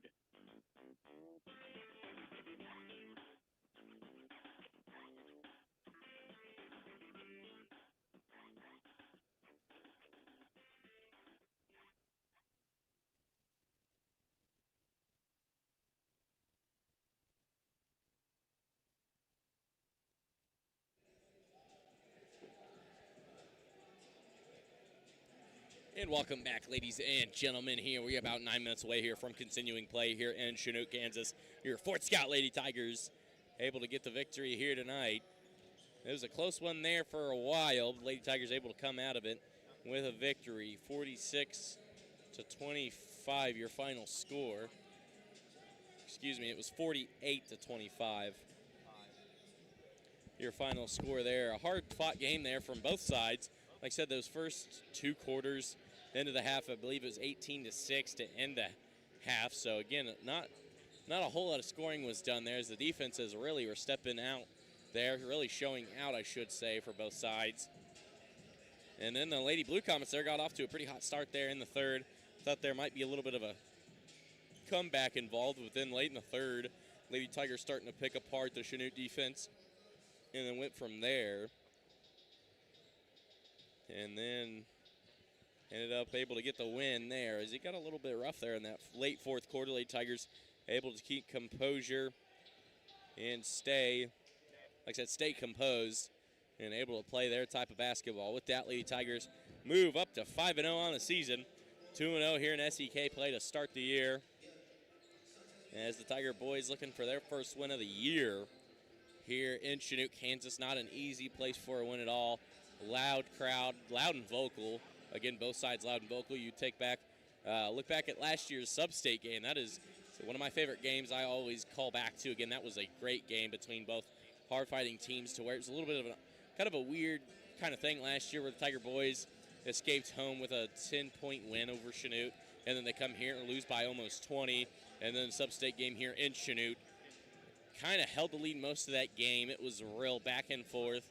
The Tigers able to advance to state there last year, but said that's last year. Looking at this year now, said both teams losing very significant pieces. Like I said, I think Chanute returns a little bit more than we do, but the Tiger boys will not go down without a fight, and that was prevalent there in that game against Parsons Tuesday night. Again, it ended up being a 64 to 50 point game, or 68 to 50 point game. A close game, closer than the final score appears. It was 64 to 50. Like I said, even though it was a 14-point loss, it was a close game all throughout. Again, the Tigers led 17-11 to end the first quarter. A little bit of a rough second quarter there for the Tigers, but they kept fighting and fighting. Like I said, shots just weren't falling there late in that ball game for them. But like I said, they're looking for shots to fall tonight. Look to the hot hands when needed. Cannon Brown, who's been terrific all year long, looks to stay good. Like I said, whether that's the three-point game or the driving game. And then Dub Chipman, who, like I said, getting his legs back underneath him here. This is his third game of the season. Wasn't able to play in the Pale Invitational Tournament at all. I take that back. He played against Perry Lecompton, was his first game back. Well, like I said, in that game he had 6 points on pretty limited minutes. He looked good in those limited minutes there against Perry Lecompton. And then you look at that game against Parsons Tuesday night. Chipman, the leading scorer there for the Tigers, as he had 17, and a lot of it was, like I said, him driving the basket, getting to the free throw, to the block in that range, or getting to the line and shooting. So he's looked good here in his 2 games back, as he looks to kind of take the load off of Cannon Brown, who's really, past couple of games, has really had to put it in the hoop for the Tigers to stay in these ball games. But like I said, with Malachi Larson and Tyler Anderson really getting hot on certain games. Like I said, Tyler Anderson had 9 points, all of them coming from the three-point range.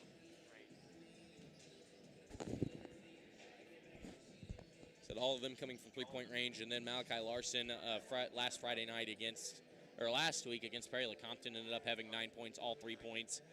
So like I said, if Anderson, Josh Wolhoff, and Malachi Larson and those other role players can really start finding their shots, which, like I said, they can. Anderson had, I think, back-to-back triples against Parsons, really started to get the Tigers kind of come back rolling.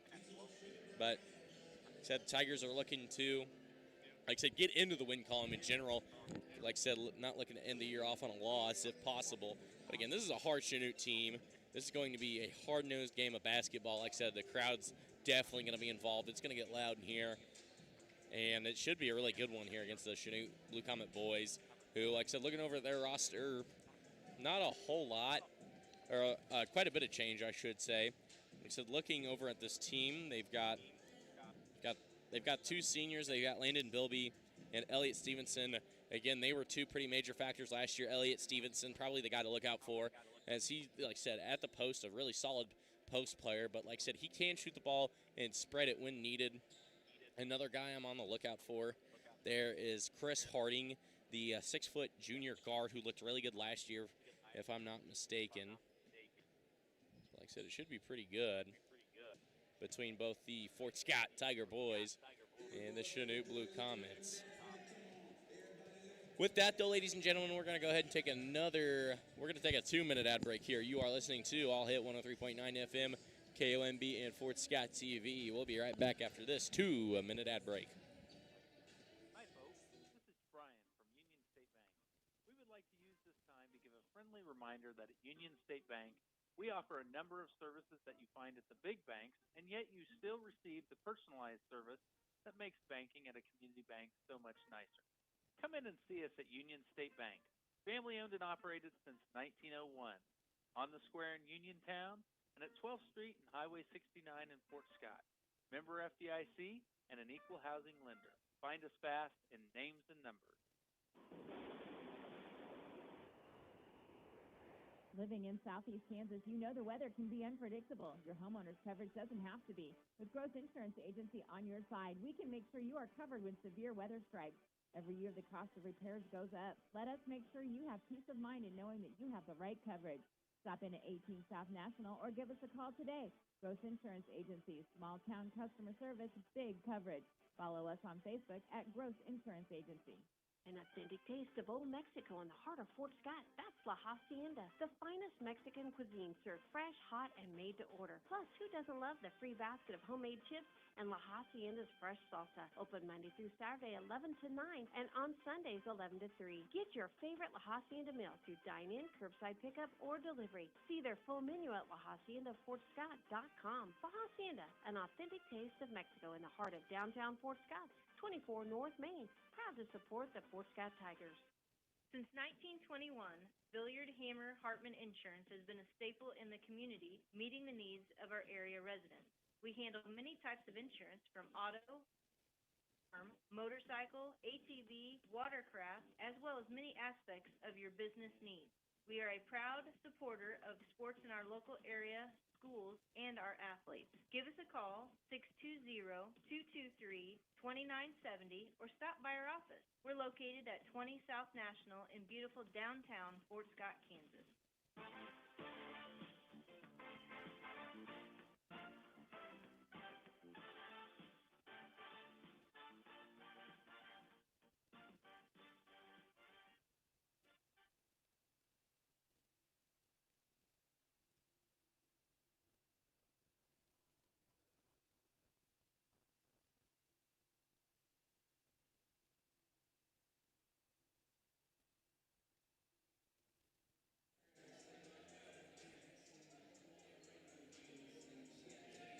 Welcome back, ladies and gentlemen. Here we are about a minute away here from continuing play here in Chanute, Kansas. Your Fort Scott Lady Tigers with a 48-26 point victory over the Lady Blue Comets. So a good game there.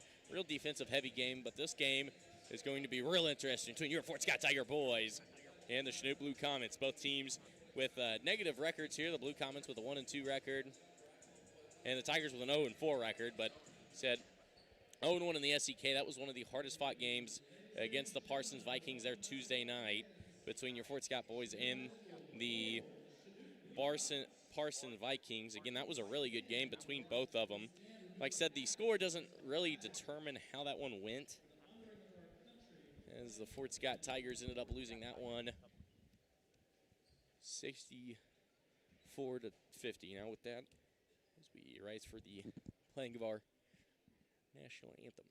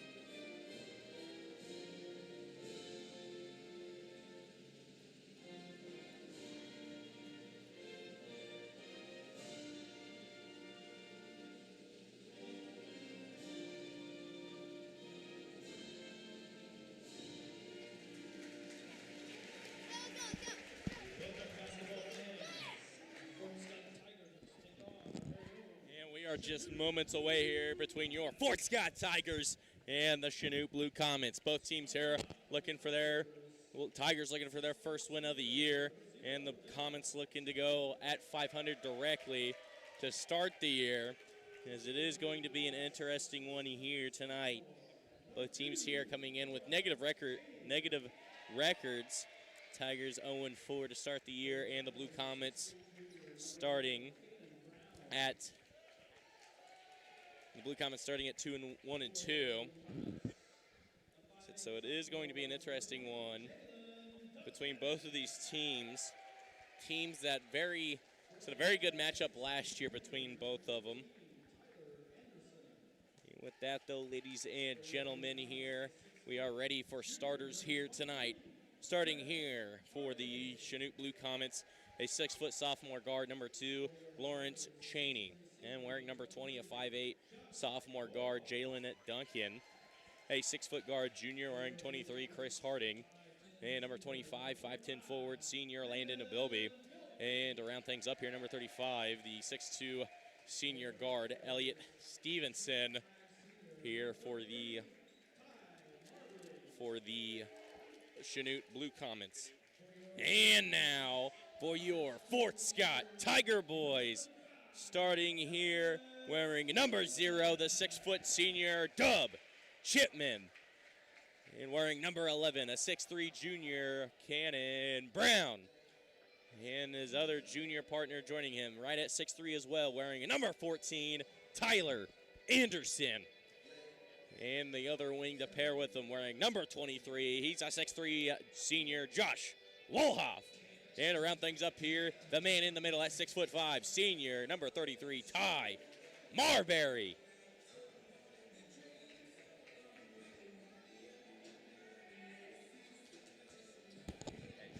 This is where I've been keeping points. What? What are you doing? Keeping points? I'm just keeping track on my own side, so I'm not having to look at the roll. And with that, ladies and gentlemen, the jump is Marbury and Stevenson. It is up. Marbury almost had it for the Tigers. Close one there. With it is number 25, Landon Bilby, and that's how we get things started. Over to Cheney. Stevenson with it. A lot of handoff here. Cheney kicks it. Three-pointer up by number 20 is good for Jalen Duncan, who's got the night started off here. Make it a 3-0 ball game. Blue Comets started off here. Chipman with it over to Cannon Brown on the left wing. Looking for Marbury to screen. Stevenson will play him. Right-handed floater. Good for Cannon Brown, and the Tigers fire right back with a 2-pointer of their own. Cannon Brown with 2 points. Cuts it to a 1-point lead. With it is Stevenson at about the left side. Stevenson will drive, dishes it under. That one good for number 25, Landon Bilby. He's got 2 points. And both offenses here coming off hot. Chipman now with it. Looks to drive, lost it, kicks it over to Cannon Brown. Stevenson on him, man-to-man defense being played here. They'll kick it inside to Marbury. Anderson with it on the right wing, picking him up is Chris Harding. Back to Anderson on the right side, looking for some offensive action here. He's got a dribble, he'll kick it over to Chipman. Chipman with it, top of the key over to Cannon Brown. Shot clock at 3, step back triple. Won't get it to fall front of the rim. Rebounded there by... like Jalen Duncan with a rebound. Excuse me, it was Lawrence Cheney with a rebound. And now here's the dribble drive motion by the Blue Comets. A lot of actions. Right-handed floater, no good. Rebounded by Chipman. That shot no good by Lawrence Cheney. Tigers with the board here. 2 to 5 year scores. We have played over a minute of basketball. Chipman with it over on the right wing. On him tightly is Duncan. Duncan's got a triple tonight, leading scorer for both sides, and we are just 2 minutes underway here. Chipman with the drive, kicks it. Wolhoff pulls the triple. Wolhoff won't get it to fall. Rebounded by Chipman. Chipman trips, recovered by Marbury, gets it over to Tyler Anderson, hands it off to Cannon Brown. Shot clock reset to 35 seconds. Chipman drove, double team, kicks it out. Brown for 3. Won't get it to fall. Rebounded by Cheney. Now Cheney to bring it up. He's going to go quickly here. Dumps it off to Stevenson. Stevenson kicks it to Duncan. Back Stevenson. Now he'll drive. Right-handed layup. No good. On the shot, though. He'll go to the line to shoot 2. Cannon Brown's first foul of the night. First team foul here on the Tigers.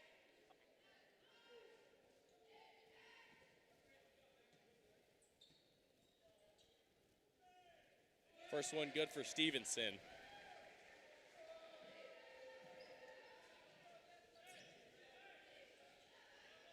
Tigers here looking to get their first one of the year. Stevenson at the line to shoot two. Made the first one.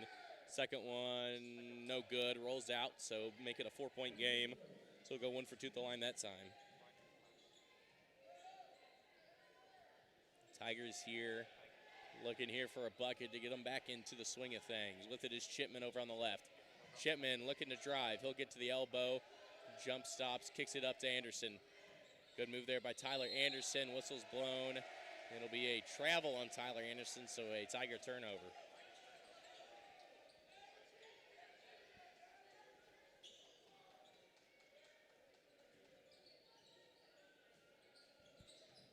Here comes Stevenson, who has it stolen, but a late whistle there on Cannon Brown, his second of the night. So that ball was loose for a solid second before they ever called anything. And with that, we'll check in Malachi Larson for the first time tonight. He'll check in for Cannon Brown. So 2 fouls on him. They're going to go ahead and let him sit for a minute. Make sure nothing else happens. Chipman picking up Chris Harding. About 3/4 court. Double team. Kicks it to Cheney. Duncan. Now Stevenson. Right corner three is up. No good. Rebounded by Chipman. Good defense there. Able to rip it up. Here goes Chipman. 6-2 still your score here with 4:43 to play. Gets a man up. Kicks it out. Anderson hesitates. Jump stop. Kicks it over to Chipman on the right wing. Giving the Chanute team a very physical team. You look back at last year. So that was a very physical team defense they played. Stevenson on Larson. Spins. Kicks it out to Marbury on the left wing. Now gives it up Chipman top of the key. Shot clock at 5. Got to get rid of it. Double team. Larson hesitates. Stevenson on him. He's got to get a shot up. Anderson gets it up, but late. Good defense there. Not able to get it to go.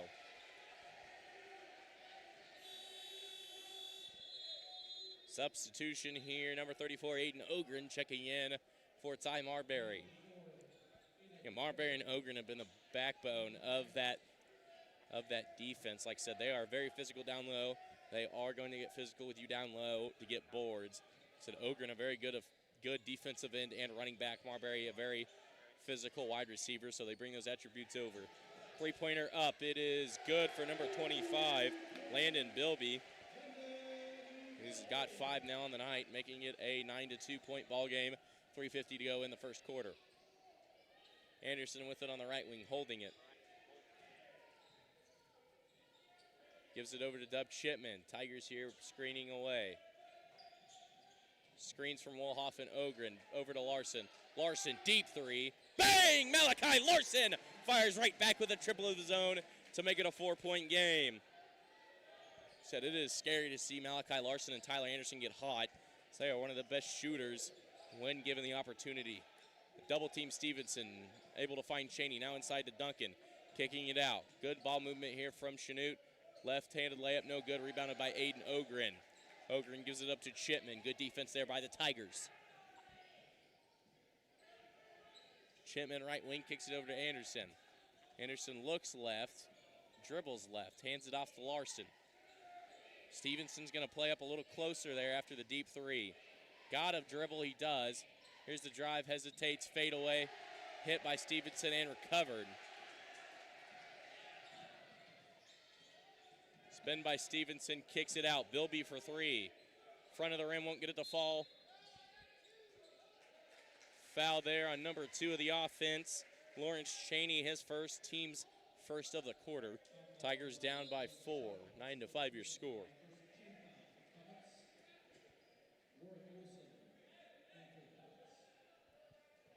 Substitution there as number 3, Warwick Olson checks in. First substitution of the night for the Blue Comets. Chipman with it top of the corner, Duncan on him. Now swings to Anderson. Harding on him on the right wing. Wolhoff with it back to Anderson. Anderson with room to drive. Good kick out. Finds Larson, corner. three, not going to get it to go. Rebounded by Harding. Harding getting played by Wolhoff, good. And now with dribbles to go is Harding. Kicks it. With it is Olsen. Olsen finds Harding. Harding looking inside. He'll find Duncan to Stevenson. Whistle's blown. Stevenson hits it, and they'll say and one. They'll say it was a foul on Aiden Ogren, his first of the night. Team's third, and with that, number 33, Ty Marbury checking in for Josh Wolhoff. Stevenson, 2 points are good. Make it an 11 to 5-point ball game. Stevenson's shot is good. He'll go 1 for 1 there at the line. Give himself 4 points. He is 2 for 3 at the line tonight. Gives the Blue Comets a 12 to 5 lead here with 1:52 to go in the first quarter. Inside to Marbury. Lost it. Recovers it. Spinning move. Right-handed layup. Good for Ty Marbury. Ty Marbury with his first 2 points of the night cuts it to 12 to 7. Cuts it to a 5-point lead for the Blue Comets. Like I said, a stop and a good bucket here. And get a little bit of momentum in our favor. Harding's open for three. Won't get it to fall. Rebounded by nobody just yet, but now it's Olsen with it. About lost it. Back out to Stevenson. He's going to try to drive baseline. Kicking it out. Olsen with it. Swinging it out. Elliott Stevenson. Bounce pass inside to Bilby. Now Bilby to Duncan. Duncan back to Bilby. Good defense here from the Tigers. 15 on the shot clock. Right-handed layup. No good by Duncan. Rebounded by Duncan. Goes back up with it. That one is good. But Jalen Duncan, who's now got 5 points on the night, makes it a 14 to 7-point game. 7 points down. 48 seconds to go. Tigers here looking for a bucket. So whether it's the triple to get them to within 4 or a 2 to get them within 5. Larson with it over on the left wing. Kicks it up top over to Ty Marbury. Now back to Chipman, right wing. Chipman with it on the right wing, looking for the offense to move. Henderson will set a screen for Larson. Chipman still with it. He'll drive, kicks it out to Aiden Ogren. That pass a little errant, not able to get it to go. Recovered by the Blue Comets. Layup up, it is no good. Good defense. Anderson recovers. Now Anderson pushing the envelope here for the Tigers.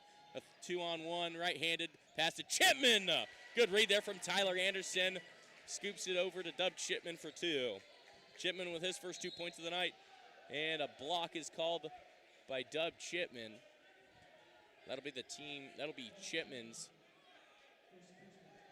That'll be Chipman's first. Team's fourth. And with that substitution, Nate Cunningham checking in for Tyler Anderson. And number 24 checking in for the Tigers as well, Paxton Leisure. Paxton here getting his first bit of varsity minutes. He had a couple in last week's tournament. As Paxton checking in for Chipman here to get him a little bit of time here. Stevenson, throw it into Harding here with 5 seconds to play. They're going to set screens here looking to get them open. They'll go down low. Shot won't count. Good defensive stance there for 5.5 to go. And that is the end of the first quarter. Your score heading into the second. Your Fort Scott Tigers 9 and the Chanute Blue Comets 14. With that, we're going to go ahead and take a short 30-second ad break. You are listening to All Hit 103.9 FM KOMB and Fort Scott TV. We'll be right back after this short 30-second ad break. Roger Staubach is quoted as saying, set your goals high and don't stop till you get there. The hole-in-the-wall liquor store knows that work ethic, resilience, and teamwork are essential to the success of all student athletes. Family and community support plays a positive role towards that success. On the edge of historic downtown Fort Scott at 124 East Wall, the Hole-in-the-Wall Liquor Store is proud to partner with the community to support the local youth in all their activities.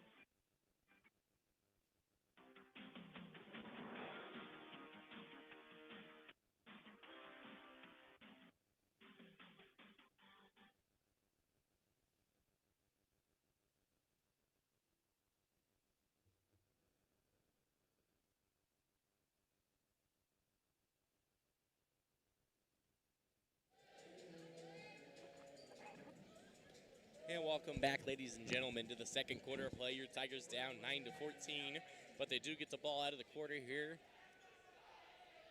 Either down 5, they're looking to make it a 2-point game or a 3-point game here with a made bucket if possible. So it is loud here in Chanute. That student section definitely going to be effective here tonight. You look back at last year, pretty solid student section getting in the ears here this early, but Tigers not worrying about it. Shipman with it over to Cannon Brown, top of the key. Brown's got to be careful with 2 fouls. Hopefully here, a clean quarter from him. Shipman with it, swings it over to Anderson, top of the key, back to Shipman on the left side. Here's the drive, it screens. Marbury with it, 6 on the shot clock. Here's the screens over to Chipman, gets it up, not able to, out of bounds. It'll be Blue Comet ball.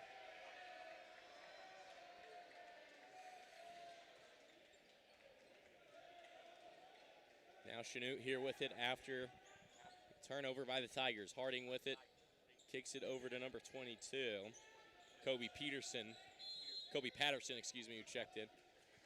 3 seconds in the line by Elliott Stevenson. It'll be a turnover. Good job there by the Tigers. There. And just like that, another quick turnover. It'll be Tiger ball here. Letting it bounce a little bit, save a little bit of time. Shipman will pick it up. Duncan playing on him. Man-to-man defense has been the game here. Kobe Patterson on Anderson. Kicking it. Good read there by Cheney. Kicks it. Now back and forth between Cheney and Duncan. Duncan right-handed layup. Good by Jalen Duncan. Brings it up to 9-16. Duncan's got 7. Shipman, turnaround jumper. Good! And Dub Shipman fires right back as the Tigers into double digits now, 11-16. Shipman with 4 points. Tigers bringing a little bit of pressure on the inbounds. Marbury about had it. Harding, right-handed layup, good. Chris Harding now with his first 2 points of the night. Makes it a 11 to 18 point game. Tigers down by 7. Anderson with it. Bounce pass inside to Ty Marbury. Marbury working inside. He's going to go up. Can't get it to fall. Rebounded there by Patterson. Patterson gets it up to Stevenson. Stevenson's going to turn the burners. Stops it back to Kobe Patterson. Right-handed pass inside to Harding. Back out Patterson. Now the offense here will reset. Tigers here playing, looks like a 3-2 defense almost. Kicks it, 3-pointer up by Cheney, long, rebounded by Harding, who gets another bucket. Chris Harding now up to 4 points, makes it a 22-11 point game, 5:32 to play in the second quarter. Swinging it, Anderson with it about top of the key range. Anderson, fake pass, swings it over to Cannon Brown on the left wing. Brown looking for a screen. He'll get one. Now here comes the double team. Tigers here with good swinging. 3-pointer up, Anderson. Good! Right over the head of Kobe Patterson. Tyler Anderson with his first points of the night on a triple. Make it a 14 to 20 point game. 5 minutes to go here in the second quarter. Stevenson one-on-one with Josh Wolhoff. Won't get it to go. Good defense from Josh. Rebounded by Cannon Brown. Stevenson will pick him up from about half court. And here comes the Tiger offense. Cannon Brown with some smooth moves. 3-pointer. Won't get it to fall. Fight for it. And Patterson ends up with it. Gives it up to Stevenson.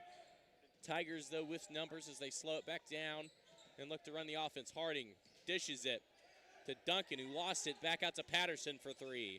Won't get it to fall. Fight for the rebound. Jump ball, I'm hoping's the call. No, they'll say it's a foul on Josh Wolhoff, it looks like. And it is with a push, which, I don't know. That one was close there. I thought he had his hands on the ball first. Some substitutions here. Lawrence Cheney and Landon Bilby checking in. Along with that, Malachi Larson checks in. First time this quarter as he checks in for Tyler Anderson. Anderson with a triple so far tonight. Larson also with a triple. He tries to read it. Now Patterson will kick it out to Bilby. Bilby now inside to Patterson again. Patterson kicks it. Cheney hesitates. Go ahead and bring it back down. Here, this Chanute team been very good so far on offense, kicking and passing. That one no good. Hit out back inside to Stevenson, right-handed layup good. Elliott Stevenson now up to 6 points tonight. 22-14 your score and a timeout here.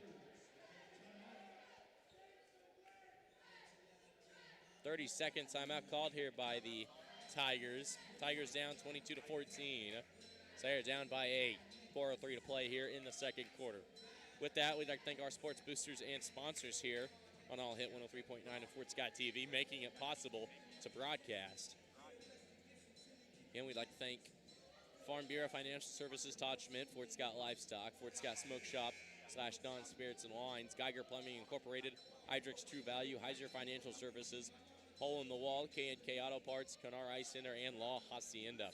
And thank you all for your help during the 24-25 basketball season. This basketball game right here will be the last one of the 2024 year. And last Tiger, excuse me, there is wrestling, I believe, down in Arkansas tomorrow, so good luck to all the wrestlers tomorrow. And I believe the boys had their first swim meet a couple days ago. Wish them luck, boys and girls, on their swim meets this year. And the wrestling, who, again, a lot of talent, like I said, Brody Gomez, I think, is ranked #1 in 165 weight class, so a lot of good Tiger wrestlers this year. With that, we'll pick back up play here. Tigers down 22-14. Looking for a bucket. That one stolen by Patterson. Now Chaunte on a one-on-one. Shipman. Whistle's blown. Foul on Shipman. Looks like they called a block. Shipman with the block is what they'll say. That was good defense by Shipman, I thought. And that'll send Lawrence Chaunte to the line to shoot two. First one by Chaunte. Off the back iron, no good.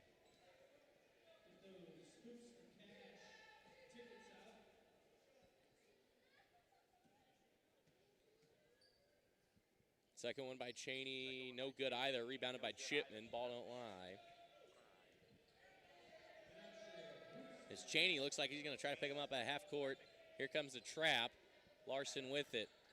Again, this is a similar defense they faced last year. So they're looking to get you trapped at about the half-court mark. Shipman has it stolen. Cannon Brown's pass no good. Chaunte with it, right-handed layup good for Chaunte. So he's got two, his first two of the night. Now again, here comes this trap. Again, one thing Tigers have to do, clean up the passes and drive around the defense. Jump stop. Inside to Josh Wolhoff. His layup won't go. Rebounded by Ty Marbury. His shot no good. Rebounded there by number 3, Warwick Olson. Olson with it. Olson over to Stevenson. Stevenson here looking for the offense to set. They'll swing it over to Patterson. Patterson inside. Back to big man. So a foul on the arm. He'll go to the line to shoot two. That one there on Josh Wolhoff, his second of the night. Team's third of the quarter.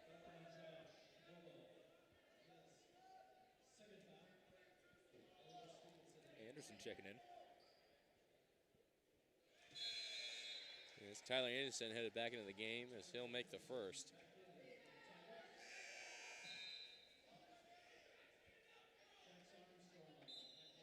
And Jax Armstrong also checking in. So he check in for Dub Shipman.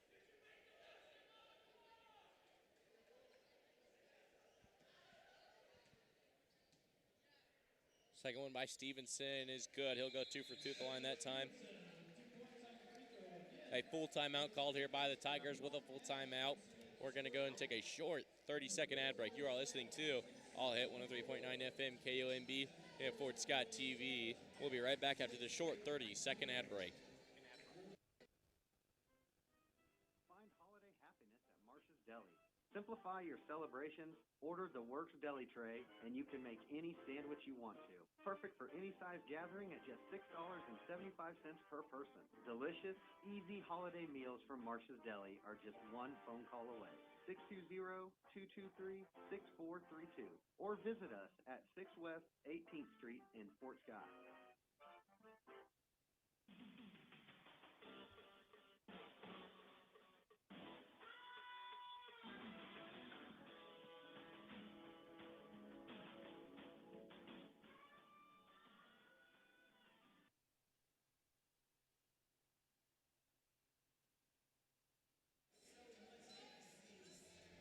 And welcome back.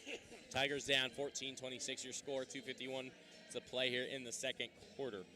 Real back and forth here as the fouls have started, kind of bite the Tigers in the butt here. Not able to keep the Blue Comets off the line. Oh, that's not good.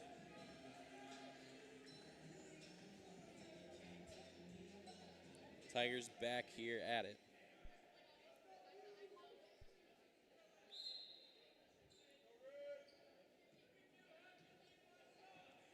And now with it is Tyler Anderson. And a steal. And now here comes the Blue Comets. That one good for Lawrence Cheney.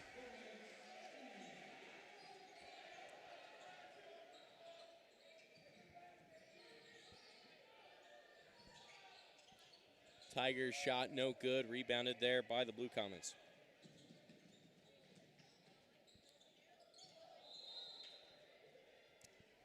Pass is out of bounds there. Out of bounds there.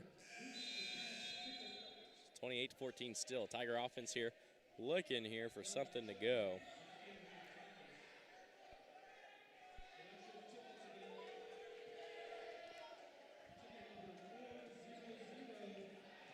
Tigers now here pushing the ball up. Kicking it to Anderson. 3. Bang! Gets it to go! Tyler Anderson with another triple. His second triple of the night. Give him 6 on the night. Cuts it to 17-28. Cuts it to an 11-point lead here with 1:55 to play.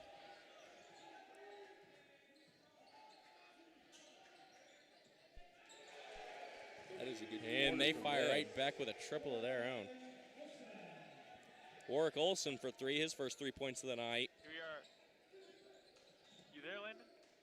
Yeah. Hey, there you are. All right, I'm just gonna put you back on after, let's see, after this next ad break. Okay. You'll be good to go. All right? Okay. Sounds good. Tyler Anderson fires right back. Anderson can't get it to fall. Rebounded there by Patterson. Patterson with it. Here comes Elliott Stevenson. Stevenson kicking it. Bilby. Good. Landon Bilby. Now a 33-17 game. Whistle's blown. We've got a travel. It looked like he was bumped on both ends there. Said he's getting harassed there. Yeah, he got sandwiched between them. I don't do a whole lot there. Well, Josh Wolhoff and Aiden Ogren checking in. They'll check in for Marbury and Shipman, respectively. Here with a minute left in the second quarter. Tigers down 33-17 your score.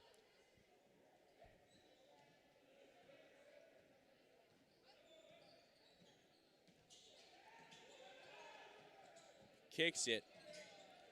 Olson with it. Over to Stevenson. He'll drive baseline, kicks it up. Patterson will try to hit a 3. Won't get it to fall. Rebounded by Landon Bilby. Bilby kicks it. 3 up by Olson again. Won't get it to fire. Another rebound. Stevenson kicks it. Bilby now inside to Olson. Olson won't get it to fall. Say on the arm. Olson to the line to shoot 2.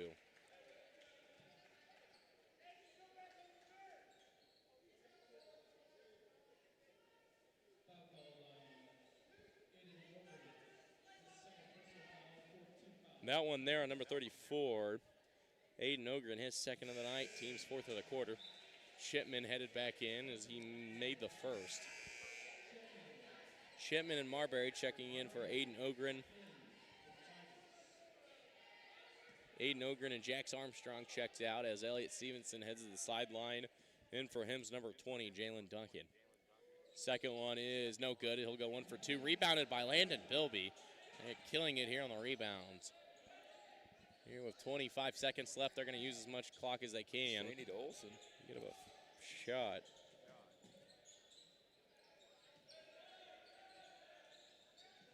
That had it tipped back to Olson in the right corner. Kicks it up. It has been the Olson and Cheney show so far this drive. Travel is the call. So Tigers with 9.4 on the clock have got an opportunity here.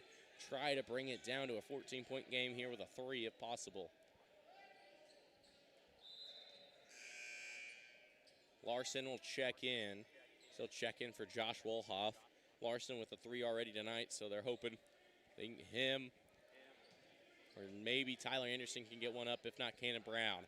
9 seconds to play. Tigers are going to have to get a shot up here. Duncan's going to play a man-to-man. Here's the drive. Shot up, won't get it to fall. That'll be the buzzer, and that'll be the end of the first half. Your score heading into halftime, your Fort Scott Tigers 17 and the Chanute Blue Comets 34. With that, we're going to go ahead and take a short 30-second ad break. You are listening to All Hit 103.9 FM, KOMB, and Fort Scott TV. We'll be right back after this 5-minute ad break.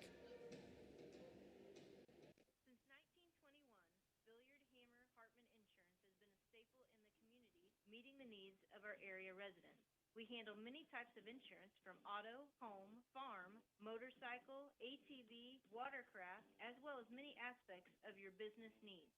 We are a proud supporter of sports in our local area, schools, and our athletes. Give us a call, 620-223-2970, or stop by our office. We're located at 20 South National in beautiful downtown Fort Scott, Kansas. Living in southeast Kansas, you know the weather can be unpredictable. Your homeowner's coverage doesn't have to be. With Growth Insurance Agency on your side, we can make sure you are covered when severe weather strikes. Every year, the cost of repairs goes up. Let us make sure you have peace of mind in knowing that you have the right coverage. Stop in at 18 South National or give us a call today. Growth Insurance Agency, small town customer service, big coverage. Follow us on Facebook at Growth Insurance Agency. The Fort Scott jungle has tigers galore, with ferocious appetites for more. That's why all the tigers fill their belly at Marsh's Deli, located at 6 West 18th Street. It's the tradition of every game day to ensure the winning way of play. It's easy to score a big food win with deliveries, carry-out, or even dine-in. Marsh's Deli welcomes call-in orders too. You can call us at 620-223-6432. All tigers know that Marsh's Deli is where you fill your belly. Hi, folks. This is Brian from Union State Bank. We would like to use this time to give a friendly reminder that at Union State Bank, we offer a number of services that you find at the big banks, and yet you still receive the personalized service that makes banking at a community bank so much nicer. Come in and see us at Union State Bank, family owned and operated since 1901, on the square in Uniontown, and at 12th Street and Highway 69 in Fort Scott. Member FDIC and an equal housing lender. Find us fast in names and numbers. I've heard people talk about wishing there was a life skills class for our youth, and I do too. This is Crystal over at Atkins Insurance. And let's be real, there are a lot of things they don't teach in the classroom, including why you need insurance. Bring your kid in sometime and let us help them understand why it is so important and how it works. No one wants to purchase it, but you sure don't want to be without it. Our kids are the future. Let us help. 620-223-0700. Or search us on Facebook, Crystal Cowan or Patty West at Atkins Insurance Agency. Remember La Hacienda for the holidays. Make your special events easy. La Hacienda can prepare your favorites for private parties, or they can even cater your big event. For more information, go online to lahaciendafortscott.com. Gift cards make great stocking stuffers, too. La Hacienda, in the heart of downtown Fort Scott, 24 North Main, closed Christmas Day and New Year's Day. Do the right thing the right way. For almost 100 years, Lab Conco has followed this standard with the goal of taking the best possible care of the people who depend on them, providing top-notch laboratory equipment to learning institutions, government entities, major businesses, and Fortune 500 companies worldwide.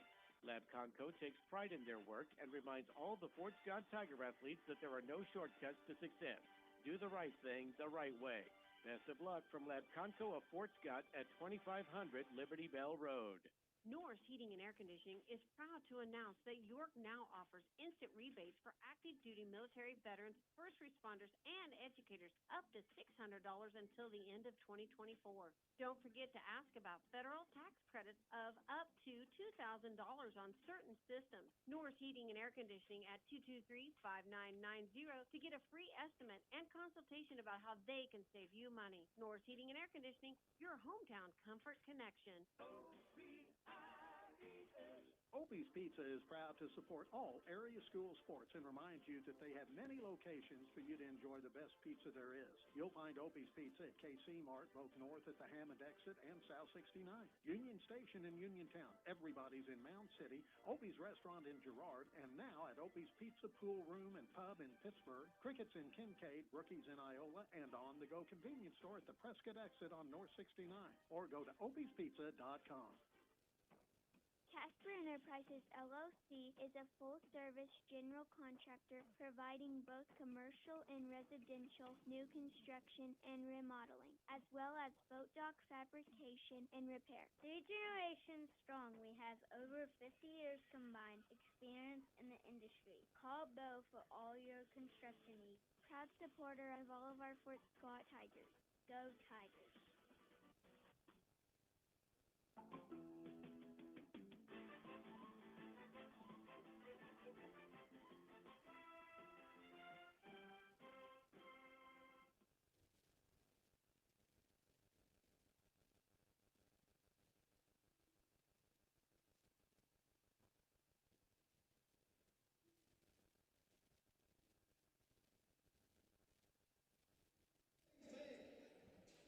And welcome back, ladies and gentlemen.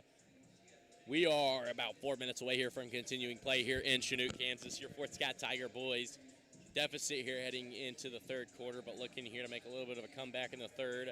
Keep things close, 34-17 your score.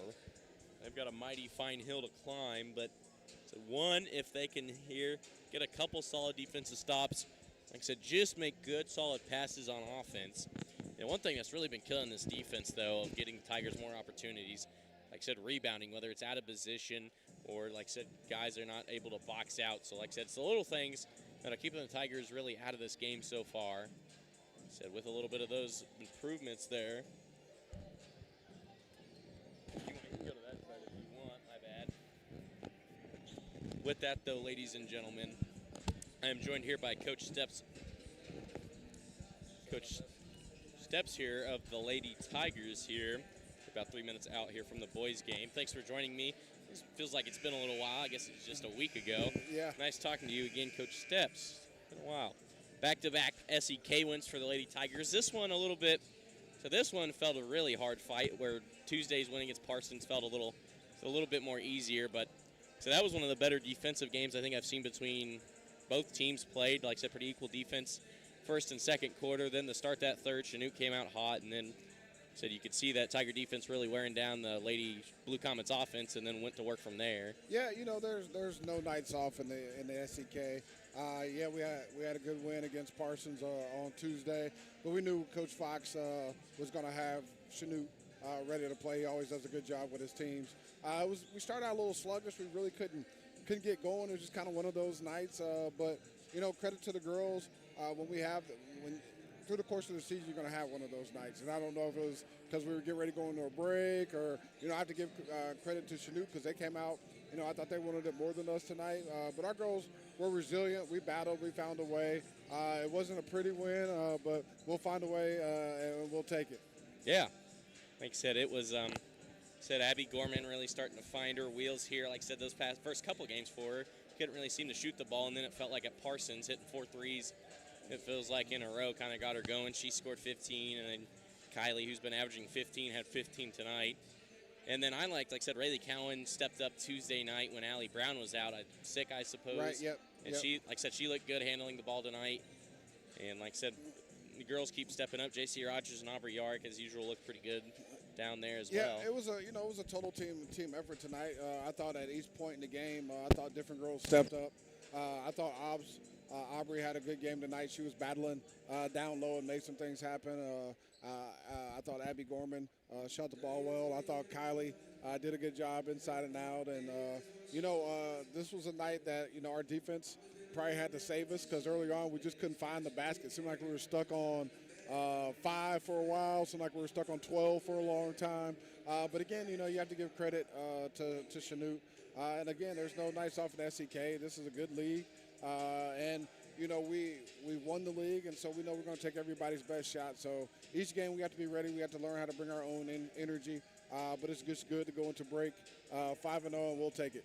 Yeah, like I said, this is being, I think, shoot, are we home starting off January? Yeah, we're at Goodness. home against Frontenac coming out, and then that Tuesday, and then we go to Labette.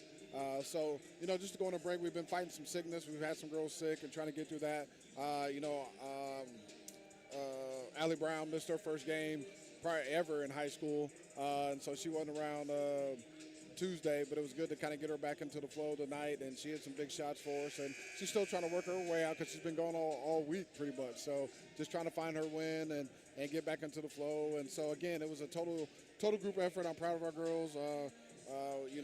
At different times we had different girls step up, and that's what it's going to take each and every night. And I think it'll be one of those years where each night it could be a different high scorer for us. So we'll take that, and I'd rather learn from an ugly loss and an ugly win than a pretty loss any day. So we'll get better. We're happy to go on a break, and we'll come back on the 27th and get back to work and get ready for the second half of our season. Absolutely. Here, the boys here getting it out of half. It'll be the Blue Comet. It'll be Blue Comet ball again. The boys have got a lot of work ahead of them, but like I said, if we can get here, a couple defensive stops, really just grabbing a rebound. Man, that Stevenson kid killed us last year on the boards and points, and looking to do the main scoring tonight as he's got another two. They're always tough at home, the guys. So this is always a tough place to play, and it's no nights off in SEK for the boys either. No, it is not. So I thought that Parsons game there the other night, that was a 14-point loss, but that doesn't feel like a 14-point loss, to where those boys, they were in it pretty much the whole game. But again, like I said, no nights off for them. Like I said, they're facing a good Chanute team, and then last week, Tuesday night against Parsons, it was, I forget his name, top of my mind here.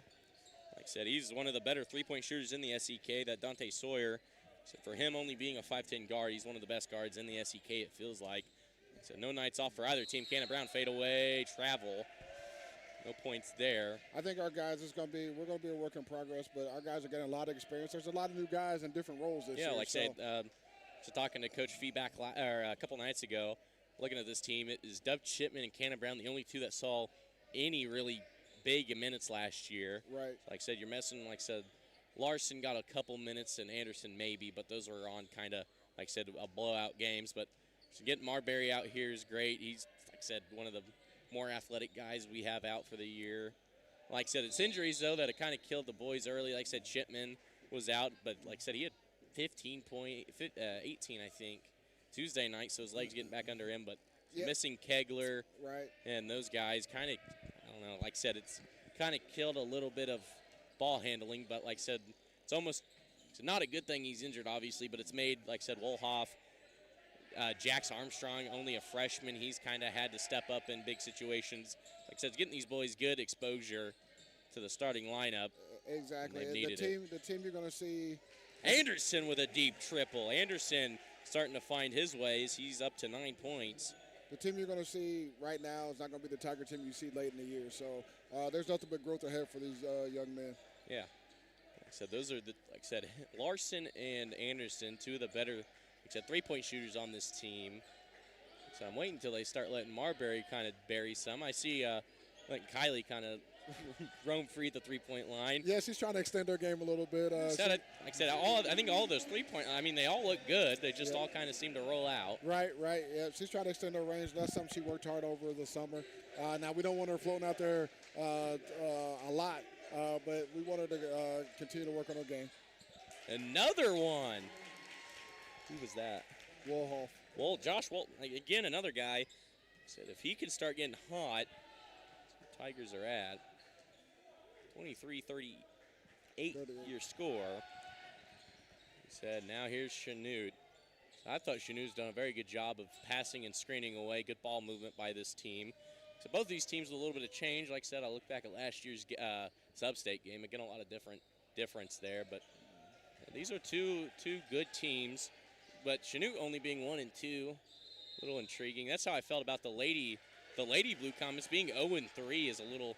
Yeah, they lost several seniors last year, so they're trying to get some girls to fill into some new roles, just like the Chanute boys. They lost some good seniors last year, so it's a lot of turnover in the SEK. So everybody's just trying to find their way. And Cheney there with a foul. That is his second. of the night, team second. Like I said, I feel like the refs are, like I said, letting a little physicality go. Chipman, right-handed layup, no good. Looks like it'll be a foul on Marbury. Trying to get up there for the rebound, not able to get it. That'll be Ty's. I think it's Ty's first. It is. Like I said, these refs, like I said, in the SEK, like I said, they let a little physical things kind of go. Look back at that Parsons game. Things are getting a little physical in that one. This one even. There's a lot of jump balls tonight, as both said. I thought the girls did a good job of getting on the ground, fighting for the balls. So Kylie Comstock, J.C. Rogers, just to name a few. It was one of those nights. It was a physical game. The refs let us play tonight, and that's something we're going to have to get better at and adapt to. Marbury with his second of the night, team second. That will send Landon Bilby to the line to shoot dose.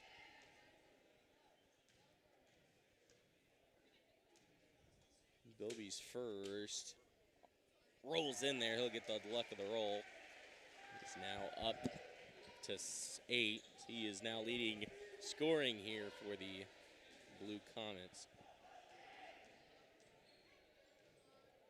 Second one here by Bilby. Up, it is good. He'll go 2 for 2 at the line. He's got now up to 9. Makes it a 23 to 40 point game. Except it feels like this is a real big year for retooling. Like I said, I feel like the girls might have got off a little lucky here. So they only had, like I said, 2 seniors gone. But again, you got one who hit 15,000 points last year, and then one of the better point guards in the SEK with Raven Kegler. But like I said, Kylie Comstock and Allie Brown really stepping up to the senior role, it feels like, this year. It's a new way for us. Keegan did a lot for us last year, and Raven shot the ball well for us last year. So we're trying to adapt and adjust, and I like the direction that we're heading. Again, we're a work in progress, and how we are right now is not going to be how we are in February, so we're just going to look to get better each game. And one for Josh Wolhoff there, able to hit the layup. He's now up to 5. That's the lead, 25 to 40. That foul there on number 23, Chris Harding, his first. Like I said, I know the student section wasn't as big for the girls' game, but like I said, they were still pretty loud for how many there were. So this is, like I said, just watching this in Pittsburgh, I feel like are 2 of the harder places to play in the SEK. It is, and that's something you have to play through the students there. But, you know, it's good. Every girl or any team wants to play in this type of atmosphere. That's what makes the game fun. And Landon Bilby with 2. He's now up to 11. Makes it a 42 to 25 point game here in the third. 3:58 to play here in the third quarter. Anderson with it. Screens from Josh Wolhoff. Double teamed. Finds Cannon Brown. So it's good to get Chipman back because Cannon Brown has really had to kind of put the team to where he's had to score in the double digits. Chipman fade, no good. Rebounded by Duncan. This is what, like I said, we were talking about earlier. Right hand good for Stevenson. So where the girls aren't really dependent on one person alone this year, to where said it can be anyone's night. Like I said, it just happens to be Abby Gorman and Kylie Comstock's night, and then like I said Rayleigh Cowan had a career high of 13 Tuesday night. Like I said it really could be anyone's night. Yeah, our goal is to, if we can get 7 to 8, 9 girls in the scorebook, we know we've had a good night. Yeah. Chipman with it here over on the right wing. Hits Cannon Brown, room to work, right-handed layup, good. Cannon Brown with a good assist there from Chipman. So I can definitely tell, too, half of the girls on the team definitely play some softball. There's some heck of throws. That one no good by Harding, rebounded by Chris Harding. Thought about going up, he'll kick it out. Stevenson open, he'll drive. Kind of checked Wolhoff there, nothing called. Harding, step back, kicks it out to Cheney. Shot clock down to 22. Like I said, another thing, I kind of forgot the shot clock has kind of come into it. Is that, like I said, since I guess practice started this year, is that something you guys have had to work on? It's kind of how you run possessions this year. Yeah, we've worked on it. It's an adjustment this year, but I'm glad Kansas has gone to a shot clock. And that's something we'll get better at as the season goes on. A late game execution, it'll really come into play, and it teaches our girls to be aware of time scoring situation. So again, we're going to continue to be students of the game, but that's something that we are a work in progress on with the shot clock. Yeah. And I know this, like I said, I know Coach Feedback, he coached a little bit of JV last year, some of the C team. So, like, you and Coach Duffy and the other other guys, or Coach Floyd too as well. Have you guys been trying to help feedback as he kind of steps into a huge role? I feel like he wasn't exactly expecting to start the year. Coach Feedback knows that, our door is always open if he ever needs to bounce something off of us. I think that's a great thing about our coaches here at Fort Scott High School. We all talk to each other, enjoy each other's company, and we're just here to try to help promote, Fort Scott athletics, represent our school and community to the best of our ability. Yeah. Tigers here after the timeout. 27-46 your score. Whistle's blowing. Shipman to throw it in. Chaunte's going to bring pressure here, almost up by 20. And they're going to back it off. Now here comes a trap. That's something they did well last year. Tigers break it easily. Anderson with the left wing dribbles. Bounce pass over to Kenan Brown. He'll be at about the half-court mark looking for the offense to set. Larson, Anderson, Brown, Shipman, and Marbury all in the game. Marbury's got to be a little careful here with 2 on him. And he's got another quarter. Larson with it on the right wing. Stevenson picking him up, not letting an easy shot. Shot clock at 2. Gets rid of it and hits it as buzzer expires. Marbury with his first 2 of the night. His second layup of the night. Make it 4 points. 46-29 your score. That was a big shot by Marbury. Yeah, it was. Good. Had to get it. Stevenson's going to jack it 3 short. Won't get it to fall. Over the back's the call, or a push. Looks like on Landon Bilby. That is Bilby's first, it would appear. That is the Comets' 5th. 1 and 1, or 2 shots? 2 shots. This is the call. So I know we had a lot of early away games, kind of sort of feels like I'd be tired of being on the bus, it feels like every day. Like I said, it may be a good thing, though, because as we get later into the year, we're in a really – so those home games are going to come heavy. We've been battle tested on the road. It'll be great to get in front of the Tiger Dome in the new year. We have a great crowd, great community support, so we're excited about that coming into the new year, opening up with Frontenac at home. Yeah, and Kobe Patterson checking in for Bilby. Larson sunk the first free throw attempt. Looking here to go 2 for 2. Cut it to a 15-point lead. Second one by Larson is no good. Rebounded there by Chris Harding. 1 for 2 at the line that time for Malachi Larson. So he's got 4 points on the night. Stevenson with it on the right wing. Stevenson looking to drive on Anderson. He'll get to the elbow, kicks it to Harding. Harding top of the line, back to Stevenson. Patterson with the room, kicks it. 3 up by Olsen, no good. Rebounded by Cannon Brown. Here comes the trap. Anderson right there, though, helpful. Anderson with it, dumps it to Cannon Brown, right wing, hesitates. Now he'll drive, kicks it to Chipman. Olsen on him, back to Brown. Room, triple, bang! Triple there for Cannon Brown. He's now got 7 on the night. Now cuts it to a 46-33 lead. 42 seconds remaining. That was one thing, like I said, even though the boys have lost 4 games in a row, that one by Stevenson, good. So even though the boys have been losing these games, like I said, I know me and him both know from experience playing on the same team that I think we had 4 wins in total one year, maybe 4 or 5. Like I said, it can be discouraging, but again, talking to feedback and some of these boys, this is a team that every game they are always in it for the fight, and they're not going to give up. Like I said, I thought that game against Parsons really shown who they are as a team. Like I said, even being down at one point by 20, to bring it back to 14 to lose that game, no good. Foul, it will be Chanute ball, foul on Marbury, his 3rd. Our boys are competing, and they have a never-say-die attitude, and it's going to serve them well as the season goes on. That is, Marbury's 3rd. He's got to be careful. They're going to check him out. Nate Cunningham and Josh Wolhoff checking in for Chipman and Marbury. And here comes number 4 for the Tigers, Dexter Williams.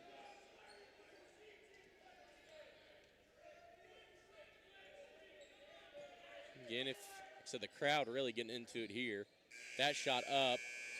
Field goal no good. He'll miss it far left. And that'll end the third quarter. Your Tigers down 49-33. Got a quarter here to try to bring it back closer. It is going to be one heck of a dogfight. But it's going to be a good one. Again, we'd like to thank our sports boosters here. Rudrick's Furniture and Floor Covering, Sonic and Fort Scott, State Farm Insurance, Cal Nelson, Stockton Plumbing, Electrical Heating and Air, The Outpost 13 West, Trader Dave's Antiques and More, Union State Bank, Varii and VFW. Leading scorers so far, Tyler Anderson leading the way here as he's got 9 points tonight. And then the leading scorer, Elliott Stevenson, who's up to 16, it would appear. So it's going to be a dogfight this quarter. I got all the faith in the boys. Like I said, this is an interesting group because, like I said, a lot of these names, like I said, Nate Cunningham, Josh Wolhoff, Paxton Leeser, a lot of these younger guys, or I say younger, like I said, a lot of these guys are seniors, but just no experience last year, and you can tell early on that Paola game was kind of an eye-opener, but like I said, the more they've got to play a little bit more, like I said, Cunningham and Armstrong have looked good through stretches. Said Aiden Ogren and Ty Marbury, two very physical football players. They are very good down low on the boards, trying to snag them when possible. Yeah, they're going to be good as the season goes on. They're going to continue to grow. This varsity experience has been invaluable for these young men. I thank you for letting me hang out with you this third quarter. I want to wish everybody a Merry Christmas, and I'll say go Big Red. Yeah, thank you. Talk to you later, Coach. Thank you again. That was Coach Steps of the Fort Scott Lady Tigers, 5-0, 2-0 in the SEK play. Tigers with it here out of the quarter break. Joined back here by Cam Mann. Marbury with it at the elbow. He's going to push his way. Can't get that one to fall. Whistle's blown. That one on Marbury again. That is his fourth. He's got to be careful. One more from him, and he is gone from the game. He's fouled out. That's the team's first.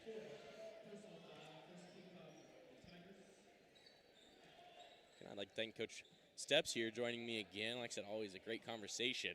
It's like last year we had a pretty long conversation during this time. Always good to me. Olsen will hand it off to Patterson. Tigers here in a 2-3 zone now.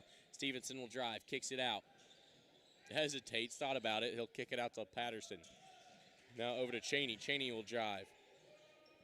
Over to Olsen. Chanute here driving and kicking well, but shot clock down to 7. Olsen pulls it. Can't get it to fall. Rebounded by Cannon Brown. So we have played about a minute of ball here. Chipman with it. Chipman looking. He'll find Cannon Brown top of the key. Here's the drive. Left-handed layup. Good for Cannon Brown. He'll drive right through the lane, splits the defense, and he's got himself 9 points now on the night. 35-49 your score. Tigers have been keeping up well with a good Chanute team. Chanute, who's been playing very solid tonight. Look good. So of the Tigers, there's the steal. Cannon Brown one-on-one. Layup is good for Cannon Brown. He's got another 2, brings him up to 11 points. Snatched that right out of the hands. Drives for the layup. Cuts it to now a 12-point lead. Patterson inside to Duncan. Duncan right-handed layup, good. Jalen Duncan. Got a timeout. Timeout. Like a 30-second called here by the Blue Comets.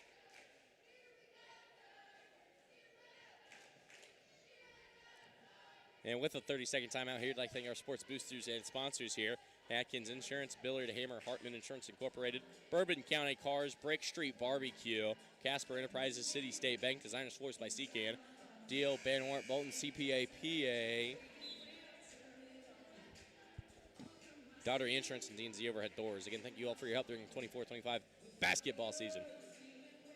Like I said, this is a group, as Coach Steps was talking about there, is a never say die, and it shows. They are, like I said, for the amount of damage the Chanute Blue Comets have done on the offense, the Tiger boys just seem to come back. Like I said, they are not defeated, heads not down. They are still willing to fight in this game, try to get back into it. So this is going to be a good group of boys.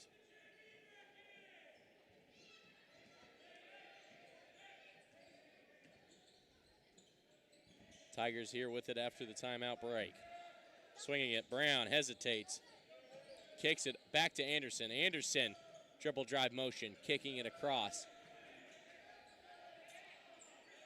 Chipman hesitates, able to keep his dribble. No fouls called Like Harding had hit him in the back. Basically getting stepped Stevenson, on out there. right hand, no call there. Again, fighting for the ball. Jump ball. Arrow favors the Blue Comets. It'll stay Blue Comet ball.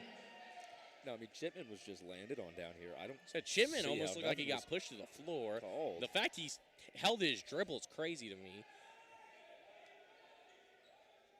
So you can see, though, how this shot clock is kind of affecting some of these teams. Like I said, where the Tigers, like I said, that shot clock has affected them on a couple drives. Whistle's blown. Flopping is the call. So with that, a turnover. It will be Tiger ball.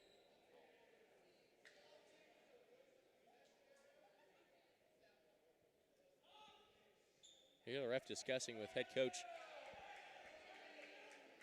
of the Blue Comets.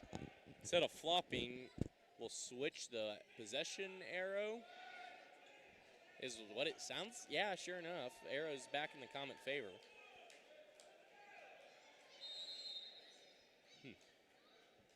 Tiger ball here, though, after the flop. 51-37 your score at the moment. Tigers here looking to try to get it to, like I said, try to get it to 40 here with a triple or hit it 39. Chipman here kicks it. Cannon Brown in the right corner. Blue Comets doing well here, keeping up with them. Chipman with it in the left wing. Now inside to Wolhoff. Back out. Cannon Brown for room. 3. Won't get it to fall. Rebounded by Duncan. Jalen Duncan pushing it. Duncan has it hit out of his hands by Chipman. Last touch by Dub Chipman. Good hustle, though, to chase him down from behind. It'll stay Blue Comet ball, however. The crowd definitely playing effect here. That student section loud. Whistle's blown. It looks like a foul. With a push is Cannon Brown. That is his third of the night. Team second of the quarter. And Harding will get it in to Stevenson. Harding for 3. Gets it to go. Chris Harding wide open for 3. Makes it 54-37. Chipman with it, swinging it back to Anderson. Anderson back to Chipman. Over to Cannon Brown. Here's the drive. Pump fakes it, won't get it to fall. Rebounded by Josh Wolhoff. Back to Cannon Brown, right-handed floater, no good. Battle for the rebound. Marbury and Chris Harding fighting for the ball. Jump ball should be the call, and it is. Arrow favors the Blue Comets. It'll be Blue Comet ball. Again, you may, like I said, may be asking yourselves, why would they have the ball again? Did they not get the jump ball last time? And they did. But I believe with the flop situation, they have to flip possession, I think, when the flop is called, is what it would appear or seem like. They'll say is a foul on Wolhoff. Almost looked like Stevenson put the ball on Wolhoff's head. Almost hit him with it. But again, my angle from up here is not as good as the refs down here, so the refs there making the correct call, I would assume. Stevenson headed the line to shoot 1. Stevenson shot off the back iron, rebounded by Josh Wolhoff. 0 for 1 there on the 1. Chipman back to Cannon Brown, back to Chipman. Chipman moves left, stolen by Stevenson. Wolhoff now will pick him up. Stevenson now directing traffic, gets it to Jalen Duncan. Duncan, here's the swing. Patterson for 3. Long, rebounded by Stevenson, who hits it. And he'll head to the line again. Now, depending on who that is, that's either Marbury's last foul. It is. Josh Wolhoff, excuse me. That's his 4th. And a big group substitution. Nate Cunningham, Malachi Larson, Aiden Ogren checking in for Tyler Anderson, Josh Wolhoff, and Ty Marbury. 4:21 to go here. Tigers down 58-37. So they have jumped up to a 21-point lead. Stevenson here missed the last free throw attempt, looking to hit this one. First and only is good as he'll hit that one. Landon Bilby checking in for Elliott Stevenson. Stevenson up to 19.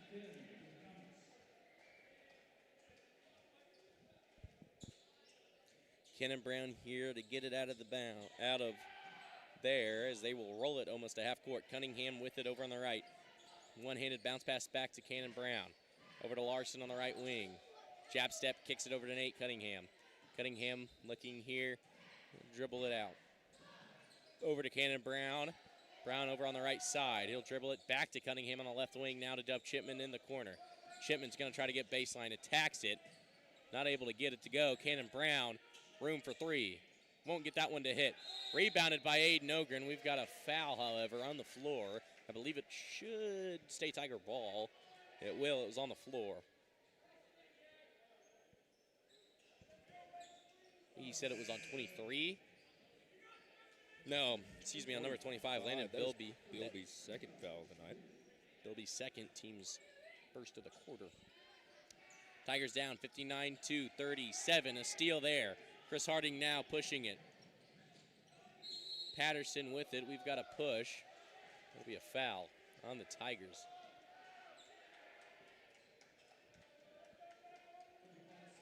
Nate Cunningham with the foul. That is his first. Team's fifth, and that'll send Kobe Patterson to the line to shoot two. Patterson looking for his first 2 points of the night. First points of the night in general. First one for Patterson, good. It's a 60-37 point game. There's Marbury lined up here to check back in along with Tyler Anderson. Second one by Patterson, good. He'll go 2 for 2 at the line. It's a 61-37 point game.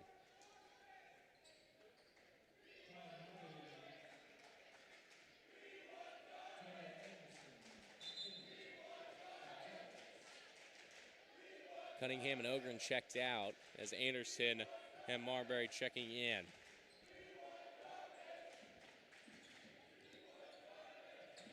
Larson fakes the three, trying to kick it. He's got to get rid of it in time before the 5 second. He does. Back out to Dub Chipman. Chipman bounce pass up to Tyler Anderson. Thought about the three instead. Took his time here, finds Larson. Chipman now inside to Cannon Brown at the elbow. That pass tipped, last touched by the Blue Comets. 11 seconds left here on the shot clock, 3:21 remaining on the game clock.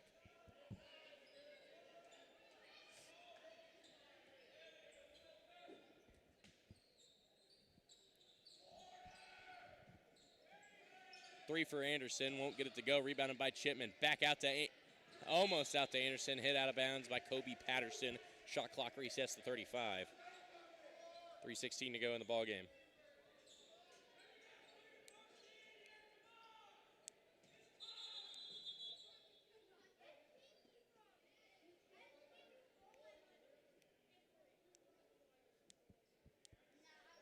Refs here having a quick discussion. It still will be.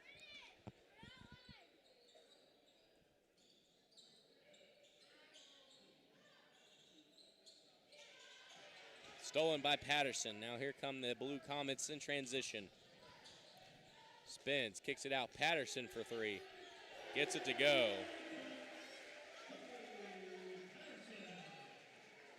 And Patterson now up to 6. Now gives the Blue Comets up to 64. Anderson fires right back. He hits it right back. Tyler Anderson says right back at you. Patterson.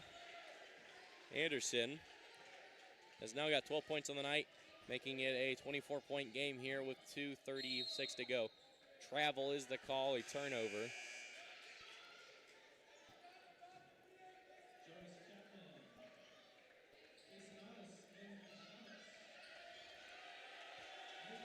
And some substitutions here. Number 5, Jarvis Chapman. Number 11, Kaysen Audis. Number 2, Lawrence Cheney, all checking in, along with Jax Armstrong, Ty Marbury, Nate Cunningham, all checking in. Where the Tigers' whistle's blown, looks like we got a foul, and we do, on the Blue Comets. And it'll go to the baseline. Number 2, Lawrence Cheney's third of the night. Team's second of the quarter. Tigers down by 24 with 2:27 to work here in the quarter. Dexter Williams looking to check in, stolen. Now Cheney finds himself open, left-handed layup, good for Cheney. Lawrence Cheney for 2. He's got the lead Up to 26. Kicks it. Marbury over on the right wing. Cunningham with it. Over to Larson. Larson finds Jax Armstrong. 3 for Armstrong, no good. Rebounded, battle for it. Like to trap them, they're not going to. Gives it up to Cheney, that's Olsen. 11 for 3. Won't get it to fall. Whistle's blown. Foul on the Blue Comets as Kaysen Audis' triple won't fall. Substitutions here. Number 10, Easton Colburn, and number 31, Colin Keating checking in. And big group substitution here for the Tiger boys. Multiple Tigers here checking in the ball game here. It's in for the Tigers.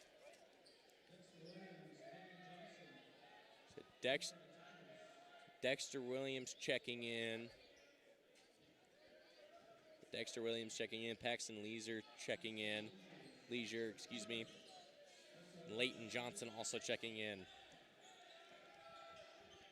Tigers down 66-40. Here's they're bringing in some subs here. Try to get them a little bit of exposure, which is awesome. Johnson with it here. He's going to play it about the half court. Armstrong with the screen.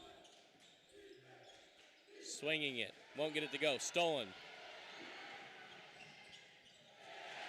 Layup is good for number 5, Jarvis Chapman. Jarvis Chapman for 2. Whistle's blown. Jax Armstrong. So I think Armstrong got the bucket.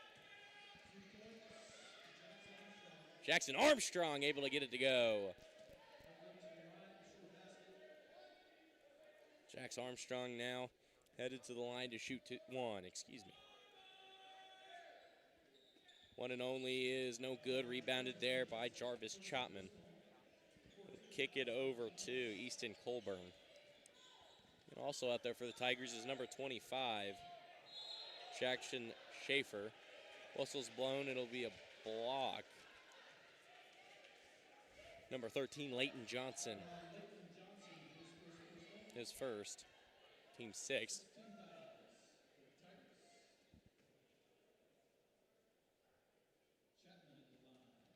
Chapman at the line. First one. No good.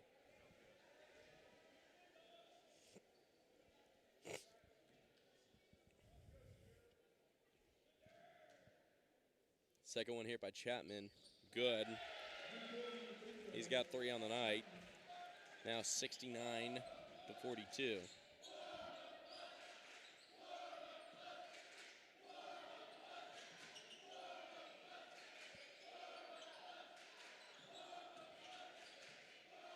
Armstrong for 3.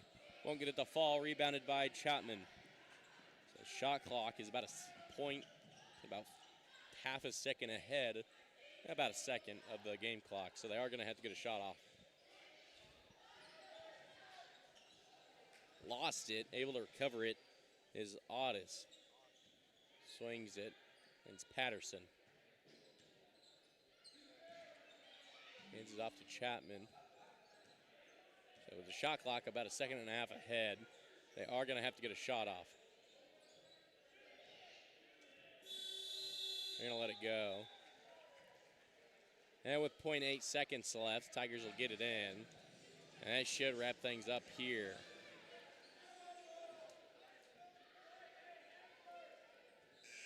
And that is the end of the ball game. Tigers not able to get it tonight.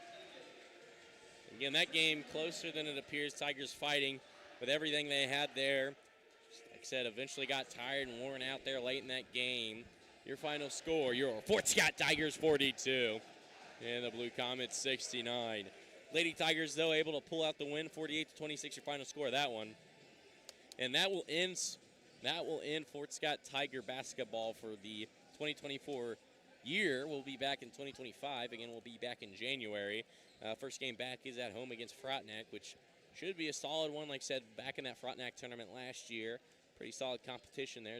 I don't remember if we saw Frontenac or not. I don't think we did, but we might have. So Going to go back on that one. Like I said, we should be good here. Again, as Coach Fee back here, we're going to wait on him. Like I said, get some of his final words for this loss here tonight against the Chanute Blue Comets. That moves them up to 2-2. And the Fort Scott Tiger boys go down to 0-5. But this is a good 0-5 team. Like I said, they're putting up a hard fight against two good SEK teams this week. Again, against Parsons, they put up one heck of a dogfight. This one, they were right there. It felt like a lot of this game just kind of came down to where Chanute, like I said, this is their home, used to it, loud crowd, and hitting shots when needed to. So with that, though, we are going to take a quick 5-minute ad break. You are listening to All Hit 103.9 FM, KOMB, and Fort Scott TV. We'll be right back after this 5-minute ad break.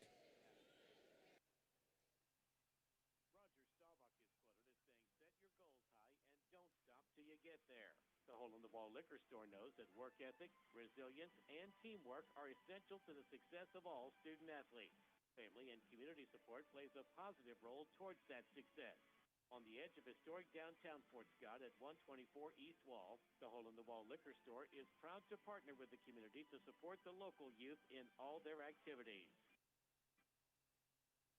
There's more to vision than meets the eye, and Canar Eye Care understands this perfectly. Their dedicated team of experts in advanced technology are here for your eyes, whether it's for an emergency or routine checkup. Maintaining your sight is their mission, with offices in Fort Scott, Pittsburgh, and Girard. See clear, live better with Canar Eye Care. Visit in person at 1711 South National Suite E in Fort Scott or call 620-223-0850. Improving lives through the state-of-the-art care. See more online at CanarEyeCare.com. Do the right thing the right way. For almost 100 years, Lab Conco has followed this standard with the goal of taking the best possible care of the people who depend on them, providing top-notch laboratory equipment to learning institutions, government entities, major businesses, and Fortune 500 companies worldwide. Lab Conco takes pride in their work and reminds all the Fort Scott Tiger athletes that there are no shortcuts to success. Do the right thing the right way. Best of luck from Lab Conco of Fort Scott at 2500 Liberty Bell Road. Hi, folks. This is Brian from Union State Bank.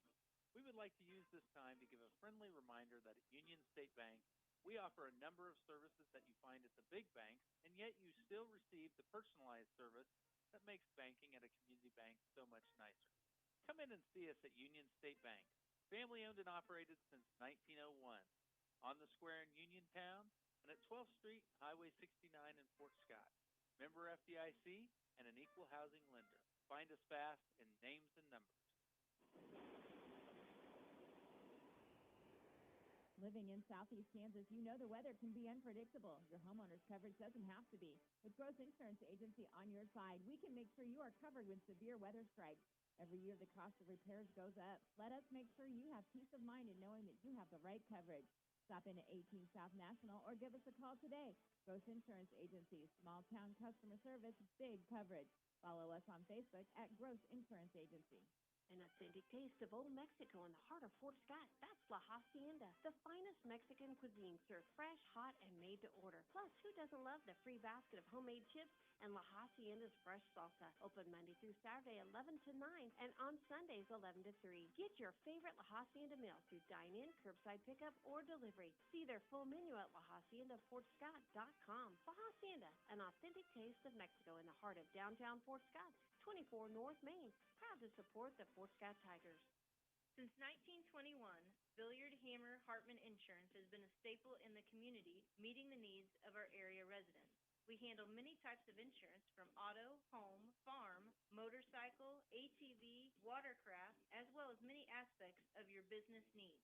We are a proud supporter of sports in our local area, schools, and our athletes. Give us a call, 620-223-2970, or stop by our office. We're located at 20 South National in beautiful downtown Fort Scott, Kansas.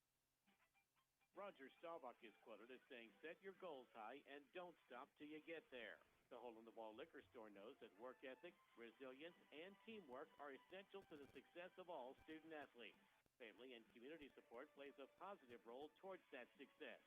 On the edge of historic downtown Fort Scott at 124 East Wall, the Hole in the Wall Liquor Store is proud to partner with the community to support the local youth in all their activities. Find holiday happiness at Marsh's Deli. Simplify your celebrations, order the Works Deli Tray, and you can make any sandwich you want to. Perfect for any size gathering at just $6.75 per person. Delicious, easy holiday meals from Marsh's Deli are just one phone call away. 620-223-6432. Or visit us at 6 West 18th Street in Fort Scott. At Norris Heating and Air Conditioning, they strive to provide the most thorough diagnosis of your heating and air conditioning system by utilizing the most up-to-date diagnostic tools as well as attending product-specific training so they can get you back up and running as fast and economical as possible. If a system replacement is required, rest assured you will receive an installation of your new equipment that is second to none with factory-trained and approved startup with a 10-year parts and labor warranty. Call Norris Heating and Air Conditioning now at 223-5990 for your hometown comfort connection. Right now, 1 in 3 drivers is cruising around in a state of skepticism about just how much value their car insurance company is delivering. If you're one of them, State Farm agent Cale Nelson in Fort Scott can help you get to a better state, because we'll talk with you, listen to you, and help put together a policy that has you written all over it, from cost to coverage, all backed by 24/7 customer support. Feeling less skeptical? Then call me, State Farm agent Cale Nelson at 224-2828, and officially get to a better state with State Farm. Like a good neighbor, State Farm is there.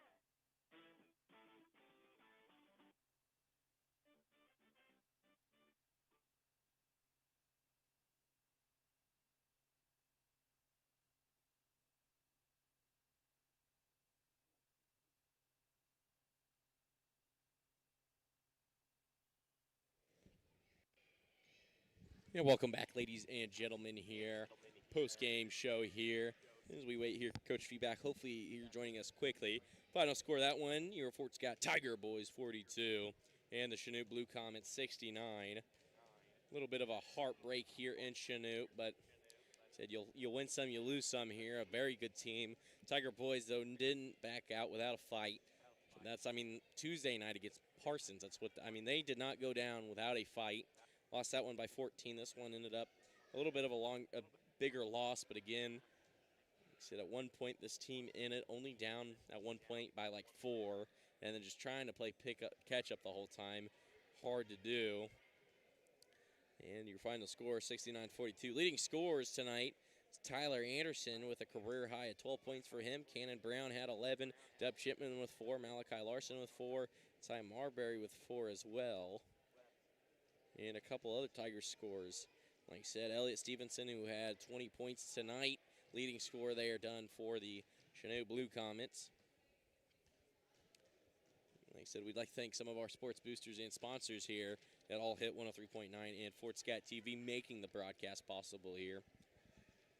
Atkins Insurance, Billard Hammer, Hartman Insurance Incorporated, Bourbon County Cars, Brick Street Barbecue, Casper Enterprises, City State Bank, Designers Florist by Seacan, Deal, Banwart, Bolton, CPA, PA, Daughtery Insurance, D&Z Overhead Doors, Farm Bureau Financial Services, Todd Schmidt, Fort Scott Livestock, Fort Scott Smoke Shop, Don Spirits and Wines, Geiger Plumbing Incorporated, Hydrix True Value, Heiser Financial Services, Hole in the Wall, K&K Auto Parts, and Canar Ice Center in La Hacienda. Again, thank you all for your help during the 24-25 basketball season, And now joined gratefully here by Coach Feedback of the boys. Welcome back.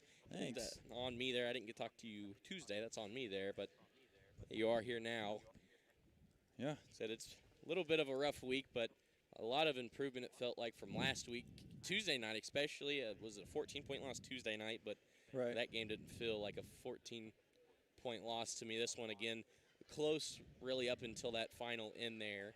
It felt like the boys just weren't going to give up, and it never really felt like they did in either of these games this week. That's a thing we're battling right now. I'm pulling my hair out trying to figure out. It's the second quarter for us each game. So we're going to have to go back, reevaluate film, figure out what's going on in that second quarter, because we get in a lot of insurmountable situations in that second quarter. But, we saw some stuff. This morning we had a shoot around, and I could tell we were a little off. I think we got off our schedule, which comes back on me. I got to continue to build that mental toughness of, yeah, we didn't have school today. That shouldn't carry over the game. But a shoot around today, I had to get after him a little bit because we were being a little lethargic.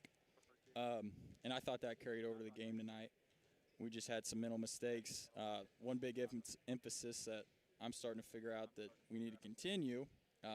We make it a big priority, but I guess we need to make it bigger is boxing out and getting those rebounds, because in the second quarter alone, they had 8 offensive rebounds.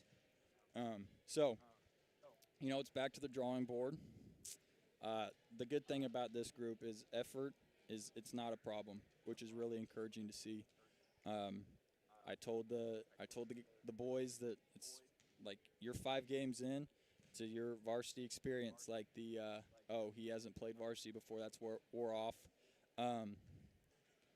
But yeah, I mean, we just got to continue to figure out what we are as a team. We'll be getting Quad A Moreland back. Well, I guess one of our first practices after the moratorium, we'll be able to get him back, get him in the rotation, which would be good. That's just a really athletic, big body that he's skilled offensively. But we saw some execution offensively that it's been good. We're trying to figure out what's going to work for our team. We've tinkered with a few things. And I think now that we know what we can do against man, that's been a big hurdle too. We're trying to do a lot in like 4 weeks. We're trying to change them from, okay, this is what a JV game is like, into a varsity game. And then, okay, now they have the speed down. Now what offenses are going to work against man. So we got to continue to develop. See you, Corb. See you, Molly. That was one of my best friends in high school. So it's really cool to see them. But yeah, we just got to continue to work on our zone stuff. There was good stuff that we saw against zone. And Chanute, I'm not going to sugarcoat it. They're a really good team. This one stings a little more. So I grew up in Chanute, and you always really want to come back to your hometown and beat your guys. But Chanute's got a good team. They got a good coaching staff. And I think it'll be good to get a break. So they're going to be off until next Friday with the moratorium. It'll be good for me to get away from the game for a little bit, just hang out with my wife and our family. And it'll give the boys some time to reflect. And I told them, I don't want you to be thinking about basketball that much. I want you to watch film on this game, maybe write down a few notes, and then we'll come back together a week from today at practice. And our rotation will look different too. We've been messing and tinkering with some subs, just trying to figure out which lineups work best. But yeah, I mean, nobody wants their coaching career to start out 0-5 with 3 games that you lose by 20 points. That's just the reality of the situation. So I got to do better. I'm challenging our kids to do better. But my coaching staff, they are my rock. Coach Armstrong and Coach Young. I mean, there's been some times I'm like, man, I'm in over my head, and they're just chilling me out. So I have them. I just got to continue to lean on them, and we'll get this ball rolling. It's just going to take a little longer than I think most of us anticipated. Like I said, you're dealing with a pretty much brand new group. Only 2 of them out of the 9 to 10 of them that played tonight have any varsity experience, and so it's good to see. Like I said, Bolhoff starting to pick things up. Tyler Anderson was really starting to light it up. He lighted up against Parsons Tuesday. Malachi Larson starting to kind of find his footing. So getting more of these guys. Like I said, so we know Chipman and Cannon Brown can score, and clearly they focused on that. Right. It's like Chipman only had 4 is what I had wrote down. Really? And Cannon Brown with 11. Like I said, I think they knew. Like I said, I think Chipman had 18 or 19 Tuesday night. Yeah. I assume that's who they game planning around. But Dub had 18 Tuesday, and KB had 17. So yeah, I think the jury's out on us right now, and that's one of the cool challenges about being a coach is, okay, well, they're game planning to take away 11 and 0. So how are we going to get other people incorporated? That's been a fun challenge to navigate. Obviously, it hadn't paid off yet, but we'll continue to develop. But yeah, this break is a much-needed break. Malachi Larson, he was sick on Monday, and then he twisted his ankle Wednesday at practice. So he's one of those kids, I didn't know how he was feeling because he lost 9 pounds. And if you know Malachi, he doesn't have – he told me, he's like, Coach, I don't have 9 pounds to lose. And I'm like, yeah, I know, Malachi. Borrow a couple of mine if you'd like. So, he's one of those kids. We didn't get him in as much as we like to, but we also didn't want to wear him out because we know he's not 100%. So Yeah. this break is much needed, to say the least. And then get a little bit of your first taste in at home as the head coach when we come back in January against Frontenac, if I'm not mistaken. So January 7th, Frontenac, they're coming to town. Skilled basketball team. It'll be good though. Like I said, we're really excited to get Quad A back. He's been working hard. I've been impressed with him. He shows up and works, and like he knew he wasn't gonna be able to play, but man, he was giving us really good looks. And what I like about him is he takes defense serious, and like when that ball's in the air for a rebound, he thinks it's his. So that'll be good to get in the rotation. So Yeah, and then like I said, I could definitely see Anderson starting to kind of get more, just being more comfortable, just letting it fly if he's got room. Yeah. Confidence is what I was looking for there. And we talked about that. He was like, "Coach, if I'm open, do I shoot it?" I'm like, "Tyler, have I ever told you like not to shoot it?" Like, yeah, man, you're a great shooter. As long as it's in rhythm, pull the trigger. So yeah, and we got to continue to build up those new guys, build up their confidence, just because like the game's so fast and they're understanding the speed now. Now they're starting to realize, oh, I'll have shots if I do this. So yeah, but I've been impressed with our effort, and that's something like being a first-year coach. Sometimes you just got to focus on those little things like our efforts there. Our communication is not there yet, but that's something that I'm really big on. And then we got to continue to work on rebounding and boxing out. Yep. So hopefully you see a little bit more of that come against Frontenac the 7th. Yep. So I can't wait to be back. Like I said, get a little bit 2 weeks off, it sounds like. Yeah. That'll be good for everyone. Yep. Not good for me because no games for me, but that's whatever. There you go. So guys, that'll wrap things up here in 2024. We will see you guys back in 2025. Would sound like. Again, thank you again, Coach Feedback. Safe travels. Yep. And with that, ladies and gentlemen, that will wrap things up here from Chanute. And that'll wrap things up here in 2024. We will be back come 2025. With that, ladies and gentlemen, we'll wrap things up here. Have a great rest of your week and have a very Merry Christmas.